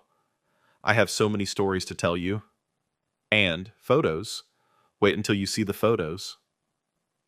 The photos. Claire's Instagram had been a treasure trove, but I knew there were more. Private photos. The ones that showed what Sarah hadn't wanted the world to see. Photos of her and James in positions that couldn't be explained away as friendship. I needed those photos. I called Rebecca. Can we subpoena her phone records in Discovery? If it gets to Discovery, yes. Why? Photos. Evidence of the physical nature of the affair. Claire's been posting some things publicly, but I know there's more. Physical evidence of adultery strengthens your case, but we already have the emails explicitly discussing their relationship. What are you hoping to find? I want there to be no doubt. No wiggle room. No way for her to claim it was emotional, but not physical. Rebecca was quiet. David, I need to ask you something. What's your end game here? Is this about getting a fair divorce settlement, or is this about punishment? Can't it be both? It can. But you need to be clear about your motivations, because they'll affect how you feel when this is over. Revenge feels good in the moment, but it's empty afterward. Justice, on the other hand, that has weight. That lasts. I thought about that, about what I really wanted. Was it revenge? Was I just trying to hurt her the way she'd hurt me? No. This was about accountability, about making sure that people couldn't treat others like garbage and walk away unscathed. About setting a precedent that said, you break vows, you face consequences. You abandon someone, you answer for it, you lie and cheat and steal, and the truth finds you eventually. Justice, I said. I want justice. Then we stay focused on the legal case. We document everything, we present it professionally, and we let the system work. The court will hold her accountable. You don't need to destroy her, you just need to tell the truth. What about the website? What website? I explained my idea. Rebecca listened without interrupting. Legally, it's risky, she said when I finished. Truth is a defense, but it's not absolute. If you publish private communications, she could argue invasion of privacy. If you include anything that could be considered revenge porn, there's nothing like that. Just the emails, the journals, the financial records. The journals are tricky. Those are private thoughts. Publishing them could be seen as vindictive rather than informative, even though they document premeditated fraud and adultery. Even then, my advice? Wait until after the divorce is finalized. Once it's part of the public court record, you have more protection. Trying to influence public opinion during active proceedings could backfire. I didn't like that answer, but I understood it. The legal system moved slowly, deliberately. It wasn't built for catharsis. It was built for process. But nothing said I couldn't build the site now. Couldn't have it ready. Couldn't be waiting for the right moment to press publish. I'll wait, I told Rebecca, but I'm building it anyway. That's your prerogative. Just don't do anything that jeopardizes your case. After we hung up, I sat with my laptop and thought about timing, about the difference between revenge and justice, about whether there was really a difference at all, or if it was just a matter of framing. Sarah had tried to destroy me, maybe not physically, but emotionally, financially, spiritually. She'd tried to erase me from her life while keeping the benefits of being married to me. The house, the income, the stability. Now I was going to show her what destruction really looked like. But I'd do it legally, professionally, coldly, the way she'd done it to me. Marcus came back later that afternoon with lunch and news. Mom wants to have dinner with us tonight. Said she needs to talk to you about something. About what? She wouldn't say, but she had that look. What look? The I've been thinking and you're not going to like it look. We met her at her favorite Italian restaurant, the one she claimed made sauce almost as good as hers, which was high praise. She was already seated when we arrived, and she stood to hug me with the fierce intensity of someone who'd almost lost you. You look better, she said. Stronger. I feel stronger. We ordered. She made small talk about the neighbors, about work, about nothing important. And then, as the main course arrived, she got to the point. I want to testify at your divorce hearing. I set down my fork. Mom, no, listen. I'm your mother. I saw how sick you were. I saw what she did by leaving. A mother's testimony carries weight. It shows character, yours and hers. It might make things more complicated. Good. Let it be complicated. Let her see that she doesn't just answer to you, she answers to your family, to the people who love you and who saw what she did. Marcus was grinning. I told you. She's meaner than both of us. I'm not being mean, Mom said, offended. I'm being honest. That woman tried to kill my son. That's a bit by neglect, by abandonment. Same difference. And now she's going to learn what happens when you mess with a Castellano. I looked at this fierce, tiny woman who'd raised us alone after Dad died, who'd worked 2 jobs to keep us fed, who'd taught us that family was everything. And I thought about Sarah, who'd never really understood what family meant, who saw relationships as transactions rather than bonds. Okay, I said. We'll ask Rebecca about you testifying. Mom smiled. Good, because I already called her and volunteered. Marcus burst out laughing. Of course you did. We finished dinner, talking strategy, talking about the timeline, talking about what came next. And, for the first time since Sarah left, I felt something other than anger or pain or that cold determination. I felt surrounded. By people who cared, by people who'd fight for me, by family that actually meant it when they said they had your back. Sarah was alone in Europe with her fantasy. I was here building an army.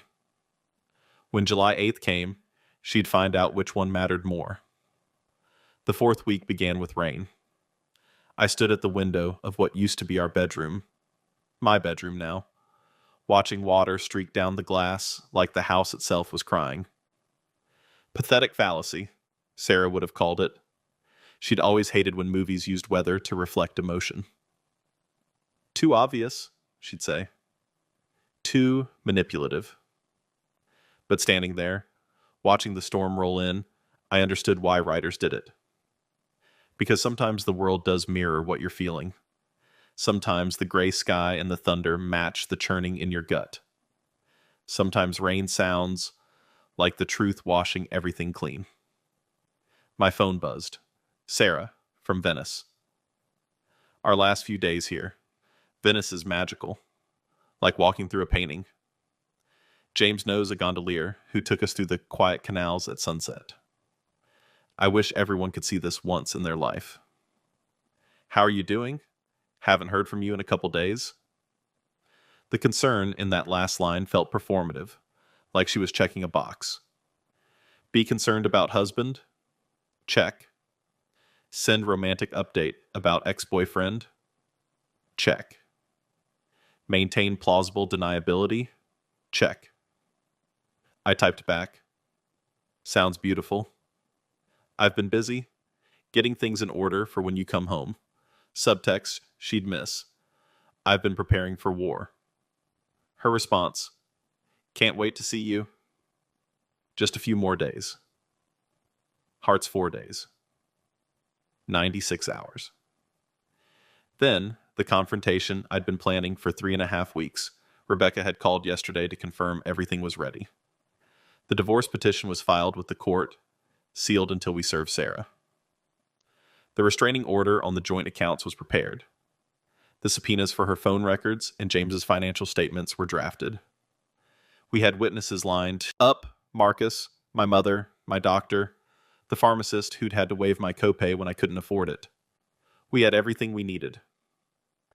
But I wanted more. I wanted the one thing that would make this undeniable, that would strip away any possibility of spin or narrative control or sympathetic reframing. I wanted Sarah's confession in her own words, not the journal entries. Those were powerful, but she could claim they were private thoughts, exaggerations, not meant to be taken literally. Not the emails with James. Those were explicit, but she could argue they were fantasy, not reality. She could say they'd never actually consummated the affair, that it was all emotional, that nothing physical happened. I needed her to admit it. On record. Undeniably. And I had an idea how to get it. That afternoon, I drove to a small electronics store in a strip mall 40 minutes from home. The kind of place that sold surveillance equipment alongside phone cases and laptop chargers. A teenager with acne and a name tag that said Kyle approached me. Help you find something? I need a recording device. Small, good quality audio, long battery life. Kyle's eyes lit up. He was finally getting to use his actual expertise instead of selling phone chargers to boomers. What's your use case? Interview? Surveillance? Personal protection? Legal documentation? Ah, he nodded sagely, like he dealt with this all the time. One party or two-party consent state? One party. Cool, so you're legal as long as you're part of the conversation. He led me to a locked case. These are our best.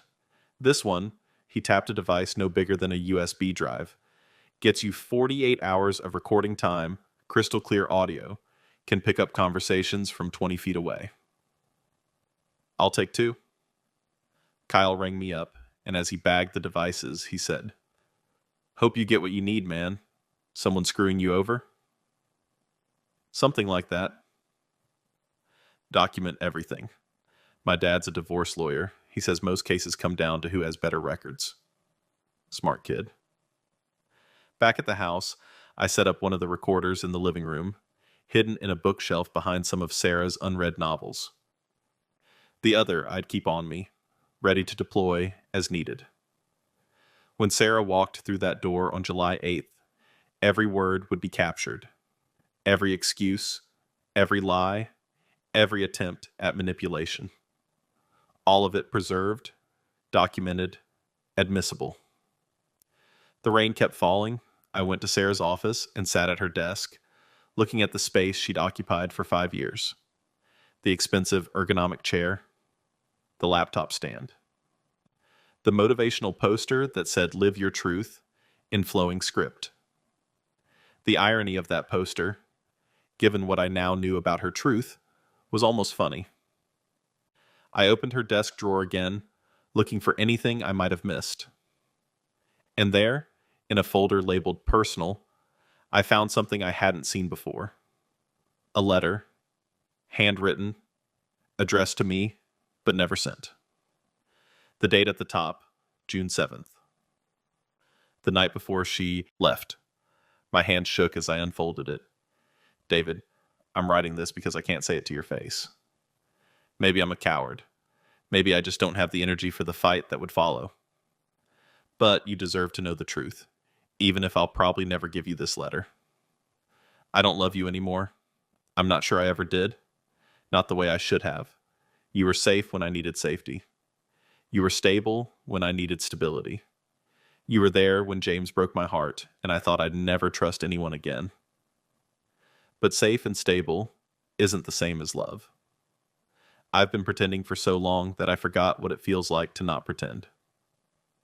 Every time you kiss me, I have to remind myself to kiss back. Every time you say you love me, I have to manufacture a response. It's exhausting, David. Living a lie is so fucking exhausting. James contacted me 8 months ago. Just a random message saying he was thinking about me. And all those feelings I'd buried came flooding back. The passion, the desire, the feeling of being truly seen by someone. We've been talking ever since. Planning. This Europe trip isn't about seeing the sights. It's about seeing if what James and I had is still there. If it's real or just nostalgia. If I'm capable of loving someone the way I should have loved you. You're sick right now, and I feel guilty about leaving. But not guilty enough to stay.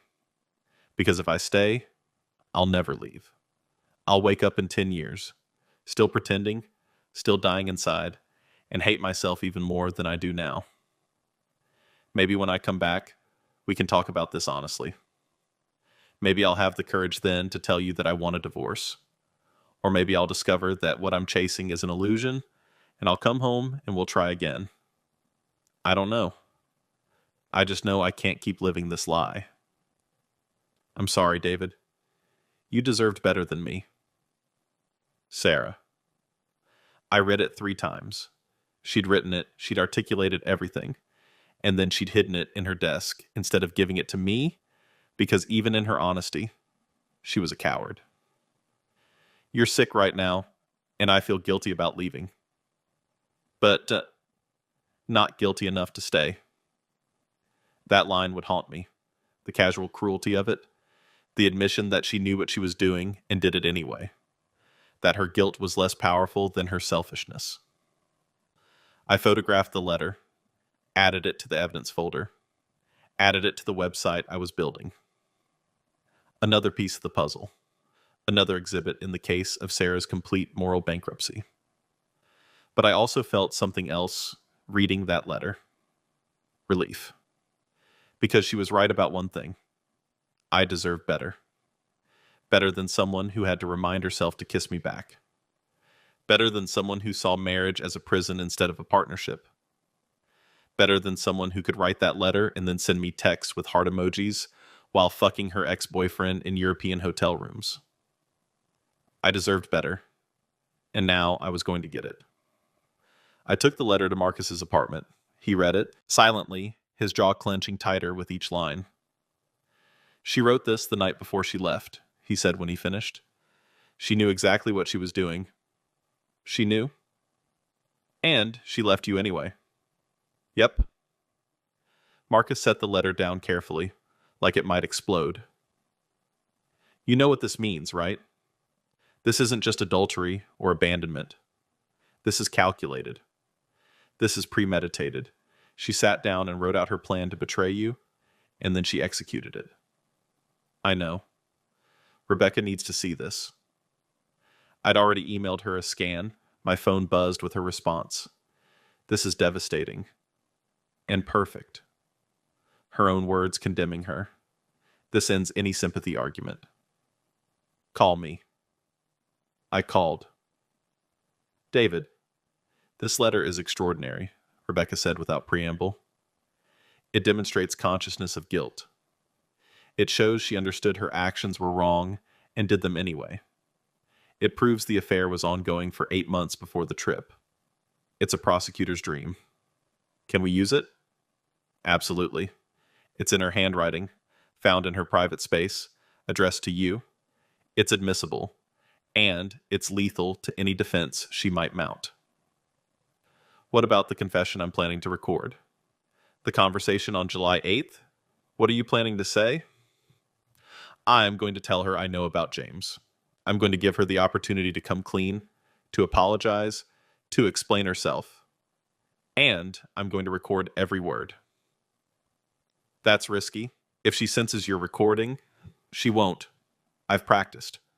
I know how to keep her talking. Rebecca was quiet for a moment. Okay, but David, be careful. Don't lead her. Don't put words in her mouth. Just let her talk. The more she explains, the more she'll incriminate herself. I understand. And remember, this is about building a legal case, not emotional revenge. Stay focused on facts, on what happened, when, and with whose money. Don't let it become a fight. It won't be a fight. It'll be a reckoning. After we hung up, Marcus made coffee and we sat in his living room, the war room visible through the open door, timeline on the wall like a murder board. 3 days, Marcus said. 3 days. You ready? Was I? Ready to face the woman I'd loved, had married, had built a life with? Ready to look her in the eye and tell her I knew everything? Ready to watch whatever reaction played across her face? Shock, anger, fear, maybe even relief? Yeah, I said. I'm ready. My phone buzzed. Not Sarah this time. A number I didn't recognize. Hello? Is this David Castellano? A man's voice, unfamiliar. Who's asking? My name is Robert Richardson. I'm James Richardson's father. The room tilted slightly. Marcus looked at me, concerned. Mr. Richardson, what can I do for you? I think the question is what I can do for you. He sounded older, tired. My son just called me from Italy. Told me he's planning to move in with a woman named Sarah when they return. Said he's finally going to be happy after all these years of regret. I see. He also mentioned that this Sarah is currently married. To you, I assume. That's correct. Mr. Castellano, I'm calling because my son is many things, but he's never been particularly bright when it comes to women. He dated your wife years ago, yes? Yes. And she broke his heart when she married you instead of him. That's not exactly. That's how he tells it. How he's always told it. That she was the one who got away. That he made a mistake letting her go. Robert Richardson sighed.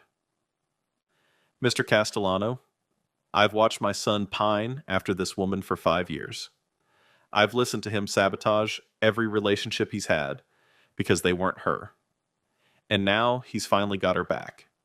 And he's planning to upend his entire life for this fantasy. Why are you telling me this? Because I think you should know what you're dealing with. My son is obsessed. He's been obsessed since they broke up. This trip wasn't Sarah's idea. It was his. He's been planning it for over a year. He's the one who reached out to her. He's the one who convinced her to go. A year. Not 8 months like Sarah claimed. A year of James working to undermine my marriage. He spent 6 months just getting her to respond to his messages, Robert continued. Then another 6 months convincing her to meet him. He told me he had a plan to win her back, that all she needed was to remember what they had together. And you're telling me this because my son is about to make the biggest mistake of his life, and he's going to take your wife down with him. And maybe you too, if you're not careful. He paused. I saw the charges on his credit card. Nearly $50,000 on this trip. Hotels, restaurants, gifts, flights. He's planning to propose to her, Mr. Castellano. He has a ring. The air left my lungs. A proposal. James was going to propose.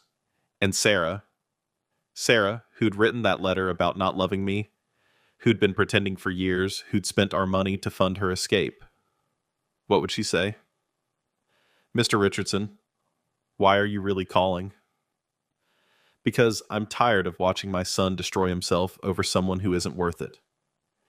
And because you sound like a decent man who deserves to know the full picture. He cleared his throat. There's something else. My son is recording everything. This whole trip. He's making a video diary. Our love story, he calls it.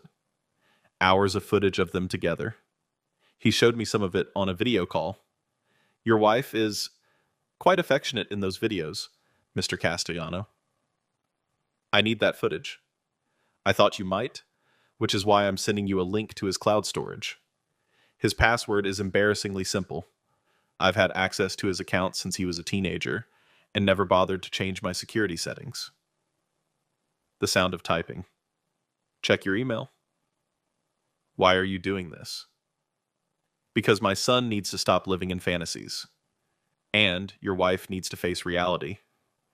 And you deserve to know the truth before it's too late to protect yourself. Thank you. Don't thank me yet. What you're about to see is going to hurt. But better to hurt now with evidence than later with nothing but suspicion. He hung up. My email chimed. A message from Robert Richardson with a single link and a password. Marcus was already moving, opening his laptop. What was that? James's father. He just gave us access to James's cloud storage. Holy shit. We opened the link. Password, Sarah Forever 97. Jesus Christ, these people. The storage loaded. Folders upon folders, photos, videos, documents. We started with the videos. The first one was dated June 9th. Sarah and James in their London hotel room. She was laughing, wearing a robe, her hair wet from a shower. James was filming. Tell the camera how you're feeling, he said. Free, Sarah said, and her smile was radiant. Genuine. Nothing like the smiles she'd given me. I feel free, Jamie. Like I can finally breathe. No regrets? None. This is where I'm supposed to be. With you. Finally. They kissed. The camera kept rolling. Marcus reached out and paused the video. You okay? He asked. I nodded, but I wasn't. Seeing it, actually seeing her with him, hearing her say those words, watching her be more alive with him in 10 seconds than she'd been with me in years. It hurt in a way I hadn't expected. Even knowing everything, seeing it was different. Keep going, I said. We watched more. Video after video. Weeks of footage. Sarah and James in Paris, Barcelona, Rome, Venice. Candlelit dinners and morning after scenes and whispered declarations of love. Sarah talking about divorce. About her life with me being gray, while this was color. About how she should have married James in the first place. About how she was finally brave enough to choose happiness. And then, dated 3 days ago, the proposal video. James had set up the camera on a bridge in Venice at sunset. You could see the Grand Canal behind them, gondolas drifting past. He got down on one knee. Sarah Miller, I've loved you since the moment I met you. I let you go once, and I've regretted it every day since. I'm not letting you go again. Marry me, leave him, build a life with me. Say yes. Sarah's hand over her mouth, tears streaming down her face. Yes. Oh my God. Yes. Yes, James. Yes. He slipped the ring on her finger. They kissed as the sun set behind them, and church bells rang in the distance. It should have been devastating. It was devastating. But it was also perfect. Because now I had everything, not just evidence of an affair, Evidence of a planned future. Evidence that she was coming home not to reconcile, but to destroy what was left of our marriage on her terms. We need to give this to Rebecca, Marcus said. Tonight. No. David, we wait. We give it to her after I talk to Sarah, after I record her confession. Then we present everything at once. The affair, the proposal, her own words admitting it all. We bury her completely. Marcus studied my face. You're sure about this? I've never been more sure of anything in my life. We spent the rest of the night downloading every file from James's cloud storage. Thousands of photos, hours of video, text message screenshots, receipts for the ring, $23,000. Documentation of his year-long campaign to win Sarah back. It was a treasure trove. A complete record of the destruction of my marriage, narrated and filmed by the people destroying it. By dawn, we had it all organized, cataloged, ready to deploy. 3 days until Sarah came home. 3 days until she found out that while she'd been documenting her love story, I'd been documenting her betrayal. 3 days until the final confrontation. I stood at the window again, watching the rain clear, the sun breaking through clouds like a promise. The storm was ending. But for Sarah and James, it was just beginning. July 5th arrived with oppressive heat. I spent the morning at the house, my house, preparing. Not cleaning or straightening or making it welcoming. The opposite. I wanted Sarah to see exactly what 3.5 weeks of abandonment looked like. Wanted her to walk through that door and understand viscerally what she'd left behind. So I left things as they were. The wilted flowers I'd bought myself 2 weeks ago, dead in their vase. The empty refrigerator. The mail piled on the counter. Bills and notices and collections letters. The bedroom with sheets I'd deliberately left unchanged since she'd left, now musty and stale. Evidence of neglect everywhere. Marcus had argued for a different approach. Make the house look great, he'd said. Show her you thrived without her. But that wasn't the story I wanted to tell. I wanted her to see the wasteland, wanted her to walk through the physical manifestation of what she'd done. Then, when she tried to express concern or surprise, I'd show her what I'd actually been doing while she was gone, building the case that would destroy her. The recorder was in my pocket, fully charged. Another was hidden in the living room bookshelf, backup in case she got suspicious. My phone was set to record video from where I'd positioned it on the mantle, disguised as merely charging. Every angle covered. Every word would be captured. Rebecca had called that morning with final instructions. Remember, David, let her talk. Don't accuse. Don't attack. Just ask questions and let her dig her own grave. What if she doesn't confess? Then you serve the papers anyway. But I think she will.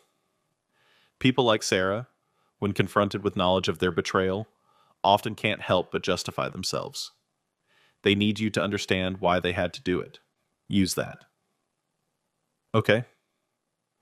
And David, whatever happens today, you've already won.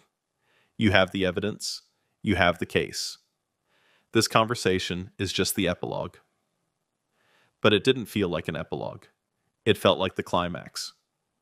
The moment everything had been building toward. I spent the afternoon in the living room, sitting in the chair where I'd been too sick to move 4 weeks ago, thinking about how much had changed. That version of me, feverish, abandoned, heartbroken, felt like someone else entirely. A different David in a different life. This David was harder, colder. Someone who'd learned that trust was a liability and evidence was power. Someone who'd discovered that the person you love can be a stranger wearing a familiar face. My phone buzzed. Sarah. Landing in 3 hours. Can't wait to see you. Hope you've been taking care of yourself. Love you. Heart's the heart emoji. Still. Even now, engaged to another man, coming home to ask for a divorce, she sent heart emojis. I typed, I'll be here. We definitely need to talk. Let her interpret that how she wanted. Let her spend the flight home wondering if I knew, if I suspected, if this was going to be easy or hard. Marcus arrived at 6, with takeout neither of us would eat, and moral support I desperately needed. You don't have to do this alone, he said. I can stay. Be in the other room. No, this needs to be just us. What if she gets violent? She won't. What if you do? I looked at him. I won't. That's not what this is. This is about truth, not violence. He nodded, not entirely convinced, but trusting me anyway. Call me when it's done. I don't care what time. Call me. I will. He left at 7. Sarah's flight was scheduled to land at 7:30. 30 minutes to get through customs. 30 minutes to baggage claim and the taxi line. She'd be home by 9, maybe 9:30. I sat in the growing darkness and waited. The house settled around me.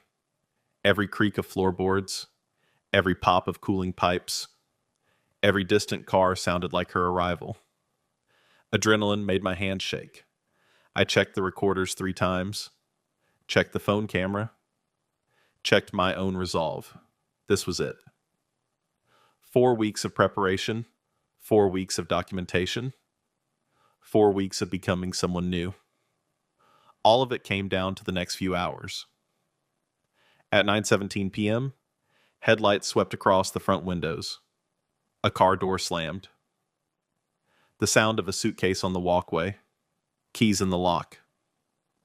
I stood up, positioning myself in the center of the living room where both cameras would capture everything. The door opened. Sarah walked in, pulling her European-sized suitcase behind her, wearing clothes I didn't recognize. Expensive. New. The kind of outfit you wear to impress someone. Her hair was different. Lighter. Sun-kissed. She had a tan. She looked radiant. She looked happy. Until she saw the house. Her smile faltered as she took in the dead flowers, the piled mail, the general air of neglect. Her eyes moved from the flowers to me, and I saw the moment she registered how I looked. Lean from illness, harder from anger, nothing like the man she'd left behind. David, she said, and her voice was uncertain now. What happened here? Welcome home. She closed the door behind her, and I could see her trying to recalibrate, trying to figure out what kind of reception this was. Are you okay? You look different. I am different. Come sit down. We need to talk. The phrase, we need to talk, landed like it always does. Heavy. Ominous.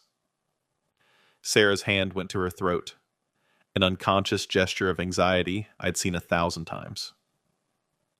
Okay, she said slowly. She left her suitcase by the door and walked into the living room, choosing the couch across from where I stood. Distance between us. Safety in space. I remained standing. Let the moment stretch. Let her sit in the uncertainty. How was Europe? I asked finally. It was amazing. Beautiful. But David, what's going on? The house looks abandoned? She flinched. I was going to say neglected. Funny, I was thinking the same thing about our marriage. Her face went very still. The kind of stillness that comes when someone realizes the conversation they thought they were having is not the conversation they're actually having.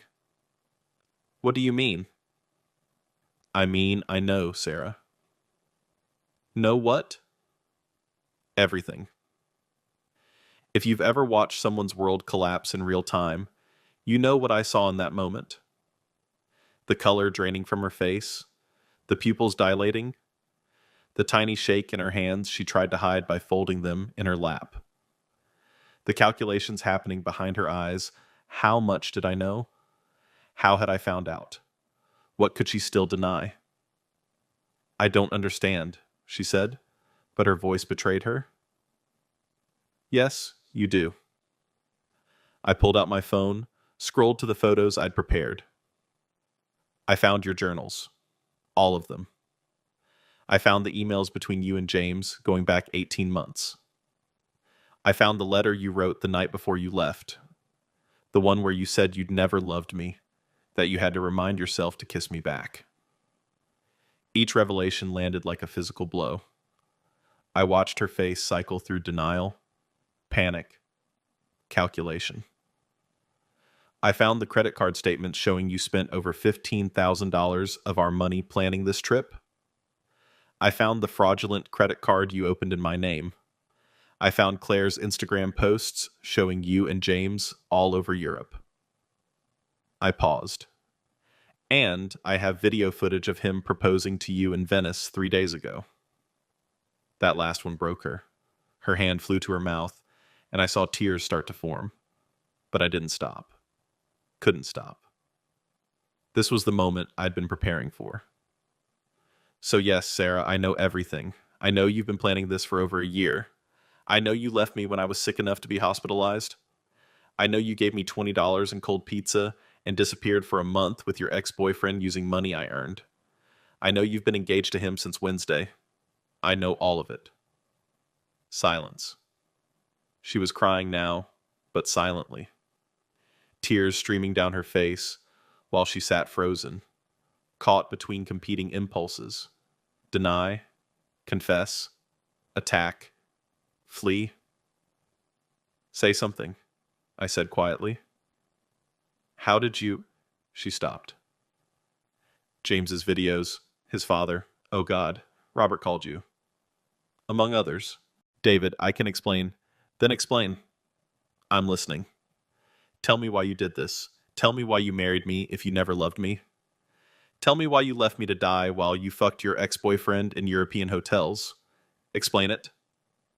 Make it make sense. My voice was calm. That was important. Not yelling. Not emotional. Just cold, factual, demanding accountability. Sarah wiped her eyes, and I could see her gathering herself. Preparing the speech she'd probably rehearsed on the plane. The explanation that would make her the victim somehow. You're right, she said, about all of it. I never loved you the way I should have. I married you because I was hurt, and you were safe, and I thought safety was enough, but it wasn't. Living with you was like drowning in beige. Every day the same.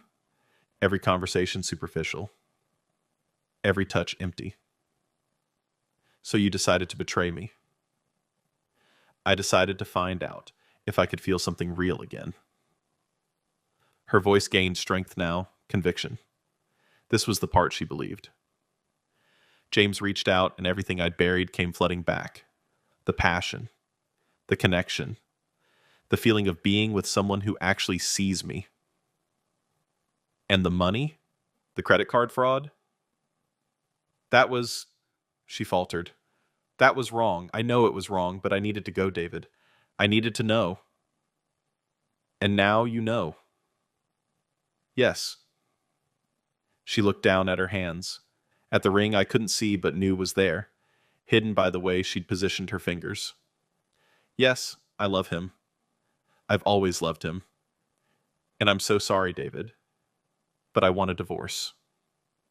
There it was, the confession, the admission.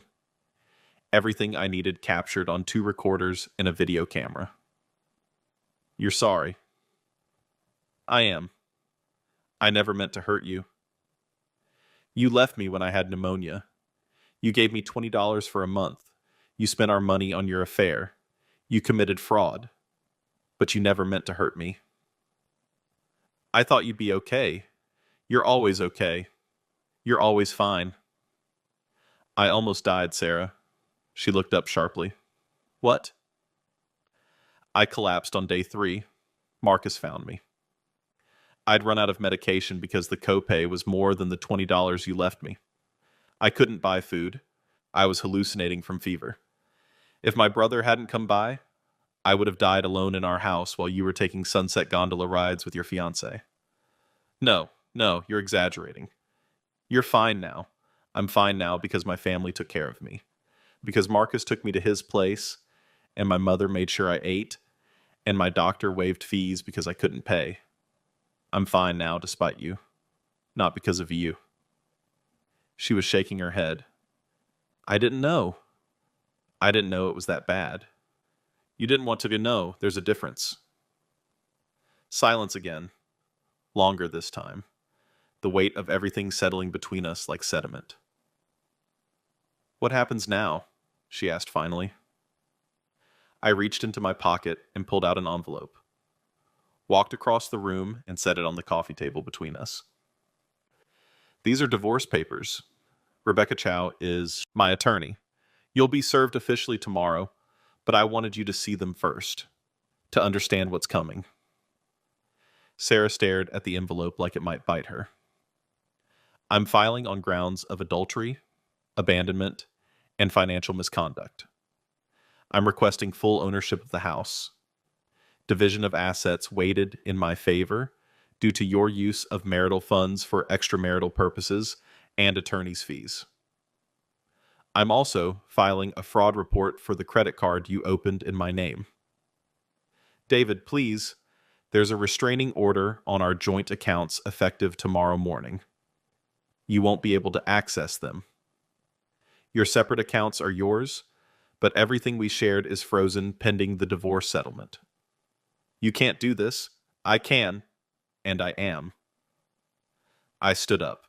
You have until tomorrow morning to collect whatever personal items you need. After that, you're not welcome in this house. Rebecca will send you the contact information for the shelter hotel where you can stay while you find an apartment. Shelter hotel? David, I don't have money for... That's not my problem anymore. You should have thought about that before you spent $15,000 of our dollars on your affair. She stood up, anger finally breaking through the shock.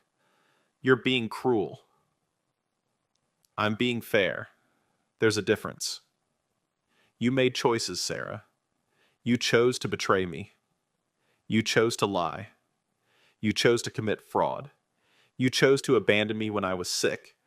Now you get to live with the consequences of those choices. What about James? Can't I stay with... James lives in Manhattan. You think he wants you moving in immediately? His father certainly doesn't. But hey, text him. See what he says now that reality is setting in. I could see the panic in her eyes as pieces started clicking. She'd been living in a fantasy for a month. Europe? Romance? Passionate declarations? None of it included the practical reality of divorce, of losing her home, of explaining to everyone what she'd done. People are going to know, I said quietly. My family knows. Your friends will know. Everyone will know what you did. Because I'm not protecting you anymore. I'm not keeping your secrets. The truth is going to come out. All of it. And you're going to have to live with people knowing exactly who you are. You're trying to destroy me? No, I'm just refusing to lie for you. There's a difference. You destroyed yourself? I'm just making sure everyone can see the rubble. She sank back down onto the couch, and for a moment I felt something almost like pity. Almost. Because she looked small and scared and lost, like someone who just realized that actions have consequences. But then I remembered the journal entries, the emails, the video of her in James's arms saying she felt free, the proposal she'd accepted while still married to me, the $20 on the counter and the cold pizza, and the way she'd looked when she left, relieved. The pity evaporated. You have 1 hour to pack, I said. Take your clothes and personal items. Leave your keys when you go. The locks are being changed tomorrow anyway. Where am I supposed to go? That's not my concern. Call your sister, call James, call a hotel.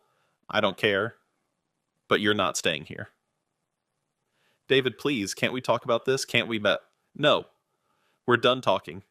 You spent a month making your choice. Now, live with it.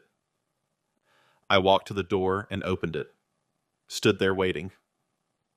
Sarah looked at me for a long moment, and I saw a dozen emotions play across her face. Anger, fear, regret, disbelief. The desperate hope that this was negotiable, that she could spin this, that I was still the man who would cave if she cried hard enough. But I wasn't that man anymore. Finally, she stood, walked upstairs. I heard drawers opening, closet doors, the sounds of someone trying to pack a life into suitcases. Marcus called. "How's it going?" She confessed everything, on tape. Jesus, how'd she take it? About as well as you'd expect. She's packing now. She'll be gone within the hour. You okay? Yeah. Surprisingly, yeah. I'm proud of you, man. You handled this perfectly. We'll see. It's not over yet. 45 minutes later, Sarah came back downstairs with 2 suitcases and a duffel bag. Her eyes were red. She'd changed into travel clothes. She looked like someone fleeing a crime scene. She stopped at the door. "David, I really am sorry. I know you don't believe me, but I am." "Save it for the judge." Will you ever forgive me?" I thought about that question. About forgiveness and what it meant. About whether some betrayals are too fundamental to forgive, or whether forgiveness was even the right framework. "I don't know," I said honestly. "But it doesn't matter, because forgiveness doesn't mean reconciliation. It doesn't mean pretending this didn't happen. It doesn't mean letting you escape consequences. So whether I forgive you or not, this," I gestured between us, "is over." She nodded slowly, put her keys on the table by the door, walked out into the night, pulling her suitcases behind her. I watched her load them into a taxi, watched the taillights disappear down the street.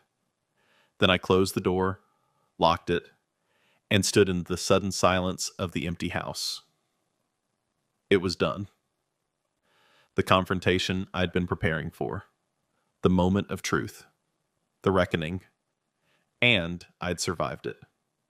More than survived it. I'd won.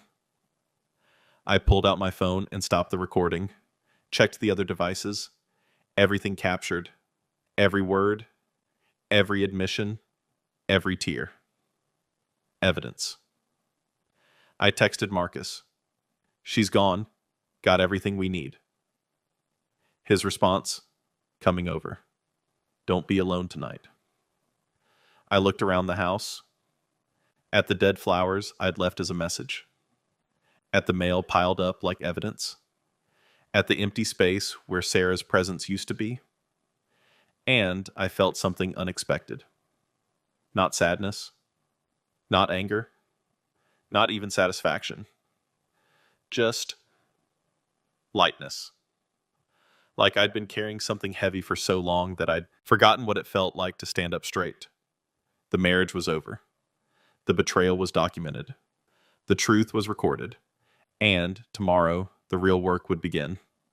Tomorrow, we'd file the recordings with the court. Tomorrow, Sarah would be served officially. Tomorrow, her world would truly begin to collapse. But tonight, in this empty house, in this space that was finally just mine, I allowed myself a moment of something close to peace. I'd survived. And that was enough. The next morning arrived with the kind of clarity that only comes after a storm. I woke up in my bed, not the guest room at Marcus's apartment, but my actual bed. And for the first moment in weeks, I didn't feel the weight of dread pressing down on my chest. Sarah was gone. The truth was recorded. The machinery of justice was in motion. My phone showed 17 missed calls and 32 text messages. Sarah had tried calling 12 times between midnight and 4 a.m. Each voicemail was a variation on the same theme: disbelief, anger, pleas for reconsideration. Her texts cycled through the 5 stages of grief in real time. 12:47 a.m. David, please, we can work this out. 1:23 a.m. You're being unreasonable. I made a mistake, but this is extreme. 2:15 a.m. I can't believe you're doing this to me. After everything. 3:01 a.m. Fine. If you want to destroy me, go ahead. But James and I are together now. We're getting married. I hope you're happy. 3:58 a.m. I'm sorry. I'm so sorry. Can we please talk? The whiplash from anger to contrition and back again would have been effective on the old David, the one who wanted to believe the best in people, the one who might have answered at 4 a.m. and listened to her cry and considered that maybe he was being too harsh, but that David was dead. I deleted the voicemails without listening to them, blocked her number. She could communicate through attorneys from now on. Rebecca called at 8 sharp. Good morning. How are you feeling? Surprisingly good. David, I listened to the recording you sent last night. All of it. She paused. It's extraordinary. She admitted everything. Confirmed the timeline, the financial misconduct, the affair, the engagement. She even admitted the fraud with the credit card, though she tried to minimize it. So what happens now? Now we serve her officially. I have a process server standing by. Do you know where she's staying? No idea. She left last night and I haven't heard from her. A lie, but the block number was its own truth. We'll find her. She can't hide from service, and she knows it. Papers shuffling on Rebecca's end. I'm also filing a motion for an expedited hearing given the circumstances. The recording provides enough evidence that we can move quickly. I'd estimate 3 to 4 weeks until we're in front of a judge. That fast? Your case is unusual. Adultery cases with this level of documentation, combined with medical abandonment and fraud, judges don't like that. They tend to move these through the system quickly to prevent further harm. What about the criminal charges for the fraud? I've already contacted the DA's office. They're reviewing the evidence. Credit card fraud in your state is a felony if the amount exceeds $500. Sarah's fraudulent card is at $3,800 and counting.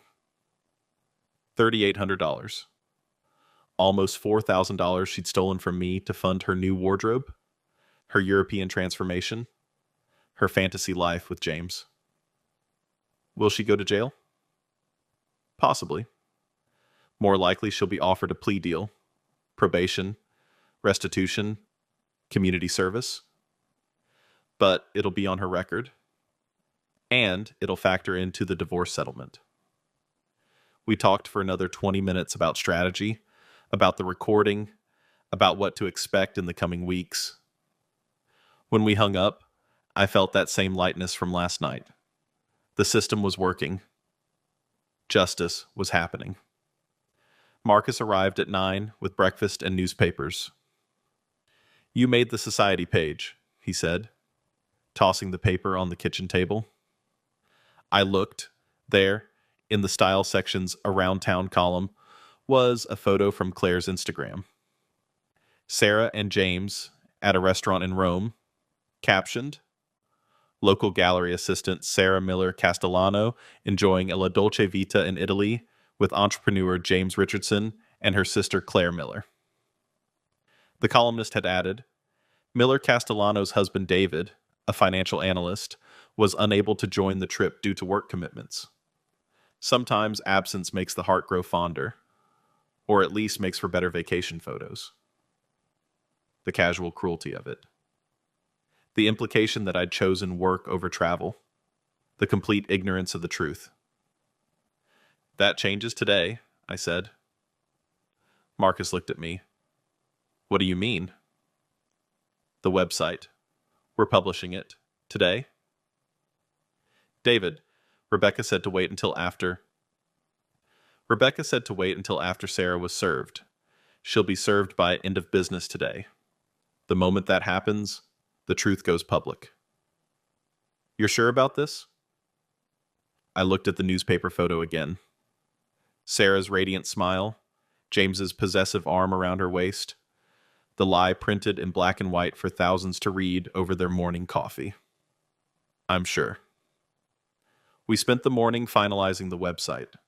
I had built it over the past 3 weeks, but now we polished it. Made sure every document was properly redacted to protect third parties. Made sure every timestamp was accurate. Made sure the narrative was clear and factual without being sensational. The homepage was simple. The truth about Sarah Miller. A documented account of betrayal, abandonment, and fraud. Then sections, timeline of events. Financial evidence, written communications. Journal entries, emails, letters. Video. Evidence, selected clips from James's recordings, faces blurred for privacy. Medical documentation. Legal proceedings. Everything sourced. Everything time-stamped. Everything true. It's devastating, Marcus said, scrolling through the final version. Anyone who reads this will know exactly what she did. That's the point. At 2:47 p.m., Rebecca texted. Sarah served. She took it about as well as you'd expect. Her attorney is Robert Masterson. Tough, but fair. This is officially in motion. I looked at Marcus. Do it. He clicked publish. The website went live. I posted the link on my personal Facebook page, the one I rarely used, but that had 347 friends, including mutual friends with Sarah, her family, my co-workers, our community. The post was simple. For those who have been asking about my wife Sarah's month-long trip to Europe, here is the full story. Everything is documented and verifiable. I hope this clears up any confusion about our current situation. Then, the link. Within 5 minutes, the first comment appeared. A coworker? Oh my God, David, I had no idea. I'm so sorry. Then another. And another. The dam broke. People started sharing the link. My post got shared to other pages. Within an hour, it had been viewed 2,000 times. Within 2 hours, 5,000. By dinner time, the website had crashed from traffic, and Marcus had to upgrade the hosting. My phone exploded with calls and texts from friends. Why didn't you tell us? From coworkers. Sarah seems so nice. I can't believe it. From acquaintances. This is insane. How are you holding up? From strangers. Your story was shared in my support group. You're incredibly brave for speaking out. And then, at 6:23 p.m., a call from my mother. David Michael Castellano, did you publish a website about Sarah? Yes. Good. That woman deserves everything coming to her. But are you okay? This is very public. Very exposed. I'm okay, Mom. I need people to know the truth. I'm tired of protecting her reputation while she destroys mine. Amen to that. Your father, God rest his soul, would be proud of you. Standing up for yourself. Not letting her get away with it. A pause. I've been getting calls from Sarah's mother. That surprised me. What did she say? She's upset, says you're humiliating her daughter, that this is private business that should stay private. I told her that Sarah should have thought she had about that before she abandoned her sick husband for a month-long affair funded with his money. What did she say to that? She hung up on me. But David, be prepared. Sarah's family is going to come after you. They're going to claim you're being vindictive, that you're trying to destroy her life. They don't know or don't care what she did.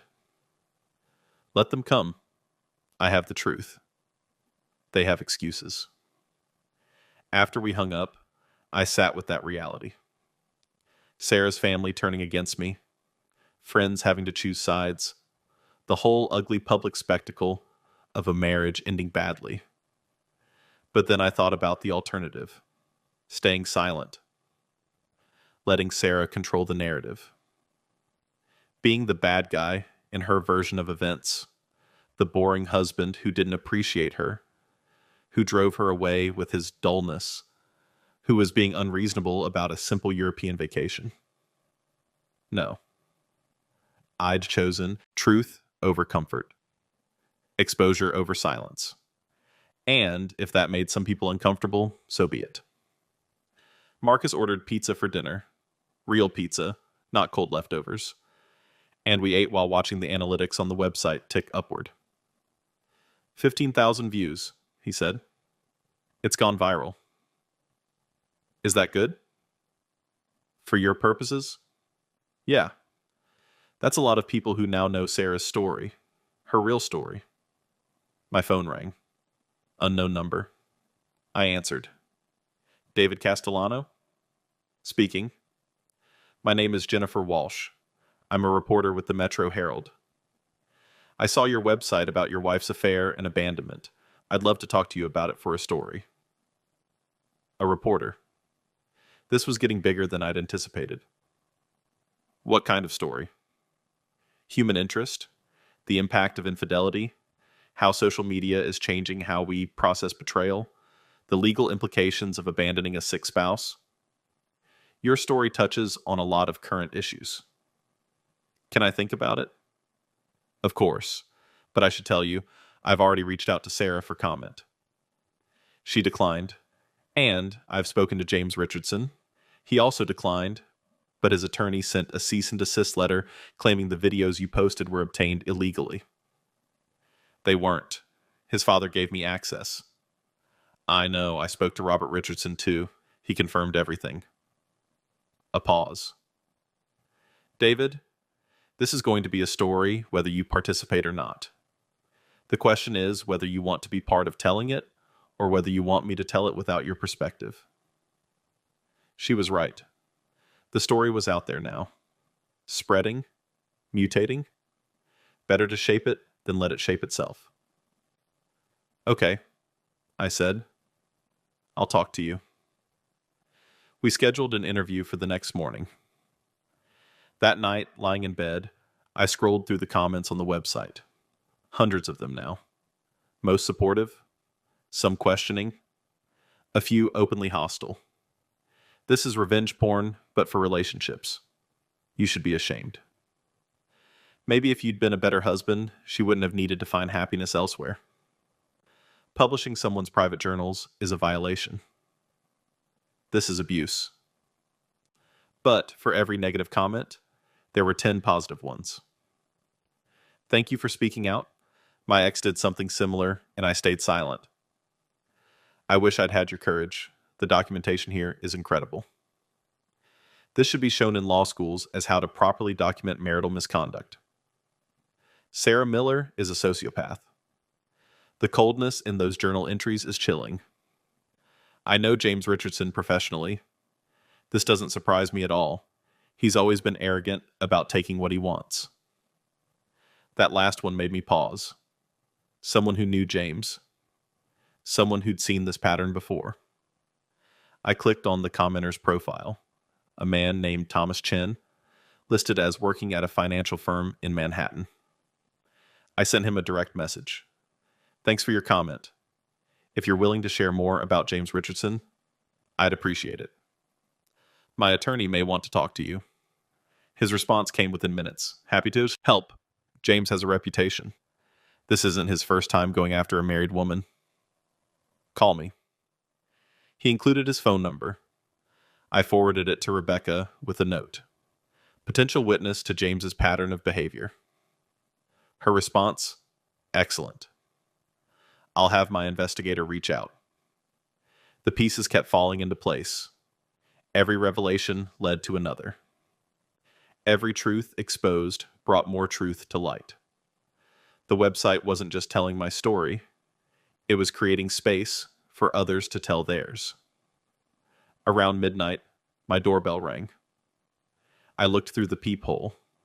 Claire, Sarah's sister, stood on my porch, looking furious. I opened the door, but kept the chain on. Claire, you son of a bitch. How dare you publish that website? How dare you humiliate my sister like that? Your sister humiliated herself. I just documented it. Those were private journals, private emails. You had no right. I had every right. She abandoned me while I was sick. She committed fraud. She stole our money to fund an affair. All of that is documented fact. The journals just show that it was premeditated. She made a mistake. She's human. But you're trying to destroy her life. No, she destroyed her own life. I'm just making sure everyone knows the truth instead of the lie she was planning to tell. Claire's face was red. James is a good man. He loves her. They're going to get married and be happy, and there's nothing you can do about it. James is facing a subpoena to testify under oath about his affair with a married woman. His father gave me access to his cloud storage, where he recorded everything. James's reputation is about to take a hit, Claire. You might want to prepare for that. You're vindictive. You're cruel. Sarah was right about you. What did she say I was? Claire faltered. She said you were controlling, that you didn't let her be herself, that you made her feel trapped. Interesting. The controlling husband who didn't know she was planning a European vacation for 7 months. The controlling husband who let her have her own office, her own accounts, her own life. The controlling husband who trusted her completely while she systematically betrayed him. I leaned against the doorframe. Claire, you helped her. You knew about the affair. You went on that trip knowing she was engaged to another man while still married to me. You're complicit in all of this. I was supporting my sister. You were enabling fraud and adultery. Those are crimes, Claire. And if you're called to testify, you'll have to admit it under oath. Her face went pale. She hadn't thought about that. Hadn't considered that being Sarah's accomplice might have legal consequences. You've ruined everything, she said, but her voice was weaker now. No, Sarah ruined everything. I'm just making sure she doesn't get to pretend she didn't. Claire stood there for another moment, then turned and walked back to her car. I watched her drive away and felt nothing. No satisfaction, no anger. Just nothing. Back inside, I checked the website one more time before bed. 23,000 views. 400 comments. Shared across 6 different platforms. The truth was spreading, and tomorrow, when the newspaper article came out, it would spread even further. I thought about Sarah, wherever she was. Probably at James's apartment. Probably crying. Probably trying to explain to him why her past wouldn't stay buried. Probably realizing that the fantasy month in Europe was about to cost her everything she'd built in her regular life. Good. Let her feel what I felt when she left me with $20 and cold pizza. Let her experience what it's like to have your life exposed, your choices questioned, your character evaluated by strangers. Let her understand that actions have consequences and truth has power. And sometimes the person you betrayed refuses to stay silent. I slept better that night than I had in months. Tomorrow would bring new challenges. Sarah's attorney would fight back. James would try to control the narrative. There would be counterattacks and accusations and attempts to paint me as the villain. But I had the truth. And in the end, the truth was the only weapon I needed. The newspaper article hit the stands at 6 a.m. on July 7th. I bought 5 copies from the corner store near the house, one for myself, one for Marcus, one for my mother, one for Rebecca, and one to frame. The headline stretched across the top of the metro section. Abandoned, local man documents. Wife's betrayal while fighting pneumonia. Below it, a photo they'd taken of me yesterday. I looked tired, but resolute. Strong in a way that had nothing to do with physical strength and everything to do with someone who'd survived something that should have broken them. Jennifer Walsh had done her job well. The article was balanced but devastating. She'd interviewed me, quoted from the website, obtained comments from Rebecca and my doctor. She'd contacted Sarah and James for their side. Both declined through their attorneys, but that silence spoke volumes. The most damning parts were the excerpts. According to medical records obtained by the Herald, David Castellano was diagnosed with bilateral pneumonia on June 2nd, 6 days before his wife departed for Europe. His physician, Dr. Sarah Chen, confirmed that Castellano's condition was serious enough to warrant hospitalization, but he chose to recover at home. He was extremely ill, Dr. Chen said in a statement. The fact that he was left alone without adequate support or resources during this time is deeply concerning from a medical standpoint. And, further down, Castellano has published extensive documentation of his wife's affair on a website that has been viewed over 50,000 times in the past 24 hours. The site includes financial records showing approximately $15,000 in marital funds spent on the trip, journal entries documenting a long-term affair, and video evidence of an engagement that occurred while Mrs. Castellano was still legally married. When reached for comment, Sarah Miller Castellano's attorney, Robert Masterson, provided this statement. My client made mistakes in her marriage, as many people do. However, the public humiliation campaign being waged against her is disproportionate and vindictive.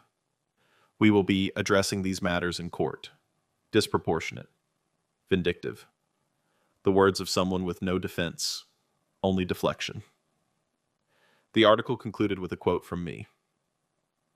I'm not trying to destroy my wife, Castellano said during our interview. I'm trying to ensure that the truth is known. She made choices. To betray me, to abandon me, to commit fraud. I'm simply documenting those choices. If that's uncomfortable for her, perhaps she should have considered the consequences before she acted. Marcus called as I was finishing my second reading. Have you seen the online version? No. Why? It's gone viral, like actually viral. It's been shared 40,000 times on social media. There are think pieces being written. A relationship podcast wants you on as a guest. Someone started a hashtag, Justice for David. I pulled up the newspaper's website on my phone. There it was, the article, plus a link to my website, plus comments. Thousands of comments. This is what accountability looks like in the digital age. Sarah Miller is trending on Twitter and not in a good way. I looked her up on LinkedIn. She worked at the Morrison Gallery downtown. Past tense. Someone said she's been let go. That last one made me pause. Sarah lost her job. I pulled up the gallery's website. Sure enough, her name no longer appeared on the staff page. I called Rebecca. Did you know Sarah was fired? I heard rumors yesterday. Apparently, once the website went up and people started connecting her to the gallery, there were complaints. Donors threatening to pull funding. The board made a decision. She paused. David, this is moving faster than even I anticipated. The public reaction is significant. Is that a problem? Not legally. Everything you published is true and properly documented. But Sarah's attorney is going to argue that you've created a hostile environment that makes fair settlement negotiations impossible, that you've essentially tried and convicted her in the court of public opinion.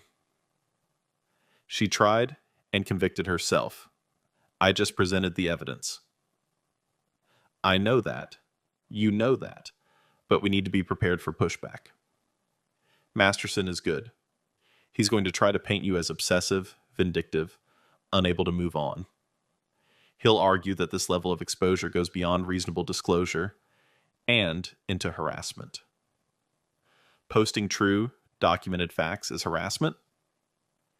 In his version of events, yes. We'll counter it, but I want you prepared. Papers rustling. There's something else. James Richardson's attorney has filed a motion to suppress the video evidence, claiming it was obtained without James's consent. His father gave me access. Yes, but James is claiming his father didn't have authority to access his private cloud storage. It's a weak argument. The account was shared, the password was known to his father, but they're throwing everything at the wall to see what sticks. What happens if they succeed? We still have the journal entries, the emails, the financial records, the recording from your conversation with Sarah. We have more than enough. The videos are just icing on an already complete cake. We talked strategy for another 20 minutes. The court date was set for July 28th, 3 weeks away. In the meantime, we had discovery, depositions, motions to file. The machinery of divorce ground forward with inexorable momentum. After we hung up, I sat with the newspaper article and thought about consequences. Sarah losing her job, James facing legal action, Claire potentially being deposed, the ripples spreading outward from the stone I'd thrown. If you've ever watched karma work in real time, you know the feeling. Satisfaction mixed with something harder to name. Not quite pity. Not quite regret. Just the strange weight of knowing you've set something in motion that can't be stopped. My doorbell rang at 9 a.m. Through the peephole, a camera crew, a reporter with a microphone, more media. I didn't answer. They rang again, knocked. Finally left after 10 minutes, but I knew they'd be back. Marcus texted, "You're on the morning news. Channel 5 did a segment on digital accountability in the age of social media. They used your story. I turned on the TV. There it was. My website on screen. The anchor discussing whether public exposure of private betrayal was justice or revenge. A legal expert weighed in, a relationship counselor, a social media ethics professor. Everyone had an opinion about my marriage, my choices, my documentation. One of the commentators, a woman in her 50s, said something that stuck with me. What David Castellano has done is essentially created a new model for holding people accountable when traditional systems fail. He couldn't stop his wife from betraying him, but he could stop her from controlling the narrative. In that sense, this is about power. Who has it, who wields it, and what happens when the traditionally powerless refuse to stay silent. Power. I'd never thought of it that way. I'd been thinking about truth, about justice, about making sure Sarah couldn't lie her way out of consequences. But the commentator was right. This was about power. The power to tell my own story instead of being a character in hers. My phone rang. Unknown number, but I answered anyway. "David, it's Jennifer Walsh again. I wanted to give you a heads up. Sarah just did an interview with Channel 9. It's airing at noon." "What did she say?" "I haven't seen it yet, but my source at the station says she's playing the victim. Talking about emotional abuse, about being trapped in a loveless marriage, about how you're using the internet to torment her." Of course she was. Thanks for the warning. I turned on Channel 9 at noon. There was Sarah, sitting in a carefully lit studio, looking pale and tearful. She'd dressed simply, no makeup, plain clothes, the visual language of someone beaten down rather than someone who'd spent a month in luxury hotels. The interviewer, a sympathetic woman with a soft voice, asked gentle questions. "Sarah, thank you for talking to us. This must be incredibly difficult." "It is," Sarah's voice cracked. "I made mistakes in my marriage. I'm not denying that, but what David has done, publishing my private thoughts, my personal journals, videos that were never meant to be public, it's devastating. It's cruel. Can you tell us about your marriage? What led to this situation?" David and I, we grew apart. He was always working, always busy. I felt invisible in my own home. When James reached out, it was just to catch up as old friends, but talking to him reminded me what it felt like to be seen, to be valued. The interviewer nodded sympathetically. And the trip to Europe? I shouldn't have gone. I know that now. But I hoped, that some distance would give me clarity about my marriage, that I'd come home knowing what I wanted. Tears now, perfect and glistening. Instead, I came home to divorce papers and public humiliation. You've lost your job? Yes. The gallery let me go because of the attention. People were calling, complaining. I understand their position, but it's hard. I'm essentially unemployed, homeless, and being called a monster by thousands of strangers who only know David's version of events. What do you want people to know? Sarah looked directly at the camera. That there are two sides to every story. That David isn't the victim he's portraying himself to be. That our marriage had problems long before James came back into my life. That I'm human and I made mistakes, but I don't deserve to have my entire life destroyed because of them. The interview continued for another 10 minutes. Sarah painted a picture of an emotionally distant husband, a dying marriage, a moment of weakness that spiraled out of control. She cried at appropriate moments. She acknowledged fault while deflecting blame. She was good. But she made one critical mistake. The journals David published, she said near the end, those were private thoughts, never meant to be shared. Everyone writes things in journals they don't really mean. Exaggerations. Venting. Taking them literally it's unfair. The interviewer paused. So you're saying the journals don't reflect your actual feelings? I'm saying they were private expressions of momentary frustrations, not a factual account of our marriage. There it was. Sarah had just claimed, on camera, that her journals, where she documented her affair, her planning, her complete lack of love for me, were exaggerations. Not real. Just venting. But I had the emails to James that said exactly the same things. I had the video of her proposal where she said she'd always loved him. I had her own voice on my recording admitting everything. She'd just given me ammunition. I texted Rebecca. Did you see the interview? Watching it now. She just perjured herself in the court of public opinion. Exactly what I was thinking. I'm going to have a field day with this in court. She'll be under oath. We'll play her interview, then play your recording where she admits everything. The judge, is going to see exactly who she is. I spent the rest of the afternoon watching the online reaction to Sarah's interview. It didn't go the way she'd hoped. Comments on the news station's YouTube page.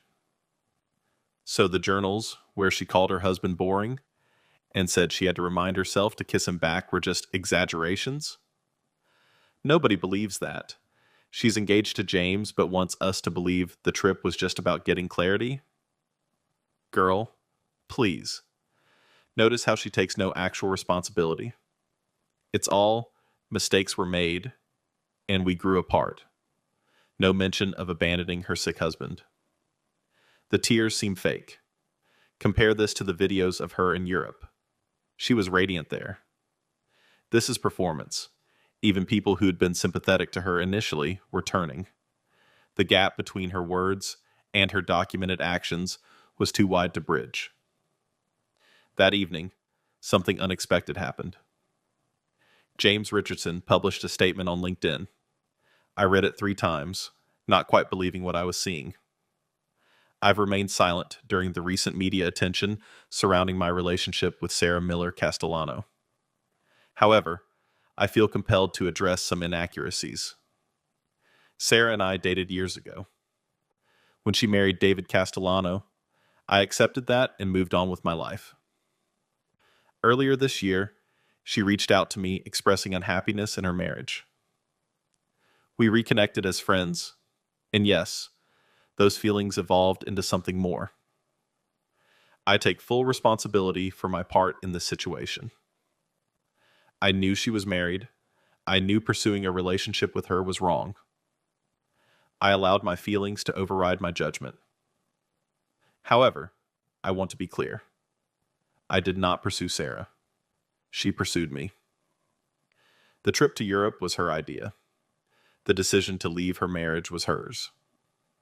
While I supported her in that decision, I did not coerce or manipulate her into it. I've been portrayed as a homewrecker, and perhaps I am. But Sarah made her own choices. I simply provided an alternative to a marriage she described as suffocating. I apologize to David Castellano for the pain the situation has caused him. It was never my intention to hurt anyone. Going forward, I will not be making any additional public statements about this matter. I read it again. James had just thrown Sarah under the bus. Publicly. She pursued me. Her idea. Her decision. I did not coerce or manipulate. He was protecting himself. Separating his narrative from hers. Making sure that if this went to court, and it would, he could claim he'd been honest about the power dynamics from the beginning, and he'd done it publicly, where Sarah couldn't privately convince him to take it back. My phone exploded with texts. Marcus. Holy shit, did you see James's statement? Rebecca. This is a gift. He just admitted the affair and blamed Sarah for initiating it. I'm adding this to our evidence. Even people I hadn't heard from in years, James just destroyed Sarah's defense. She can't claim she was seduced or manipulated now. I pulled up Sarah's social media. She'd gone dark, no posts, no responses, radio silence.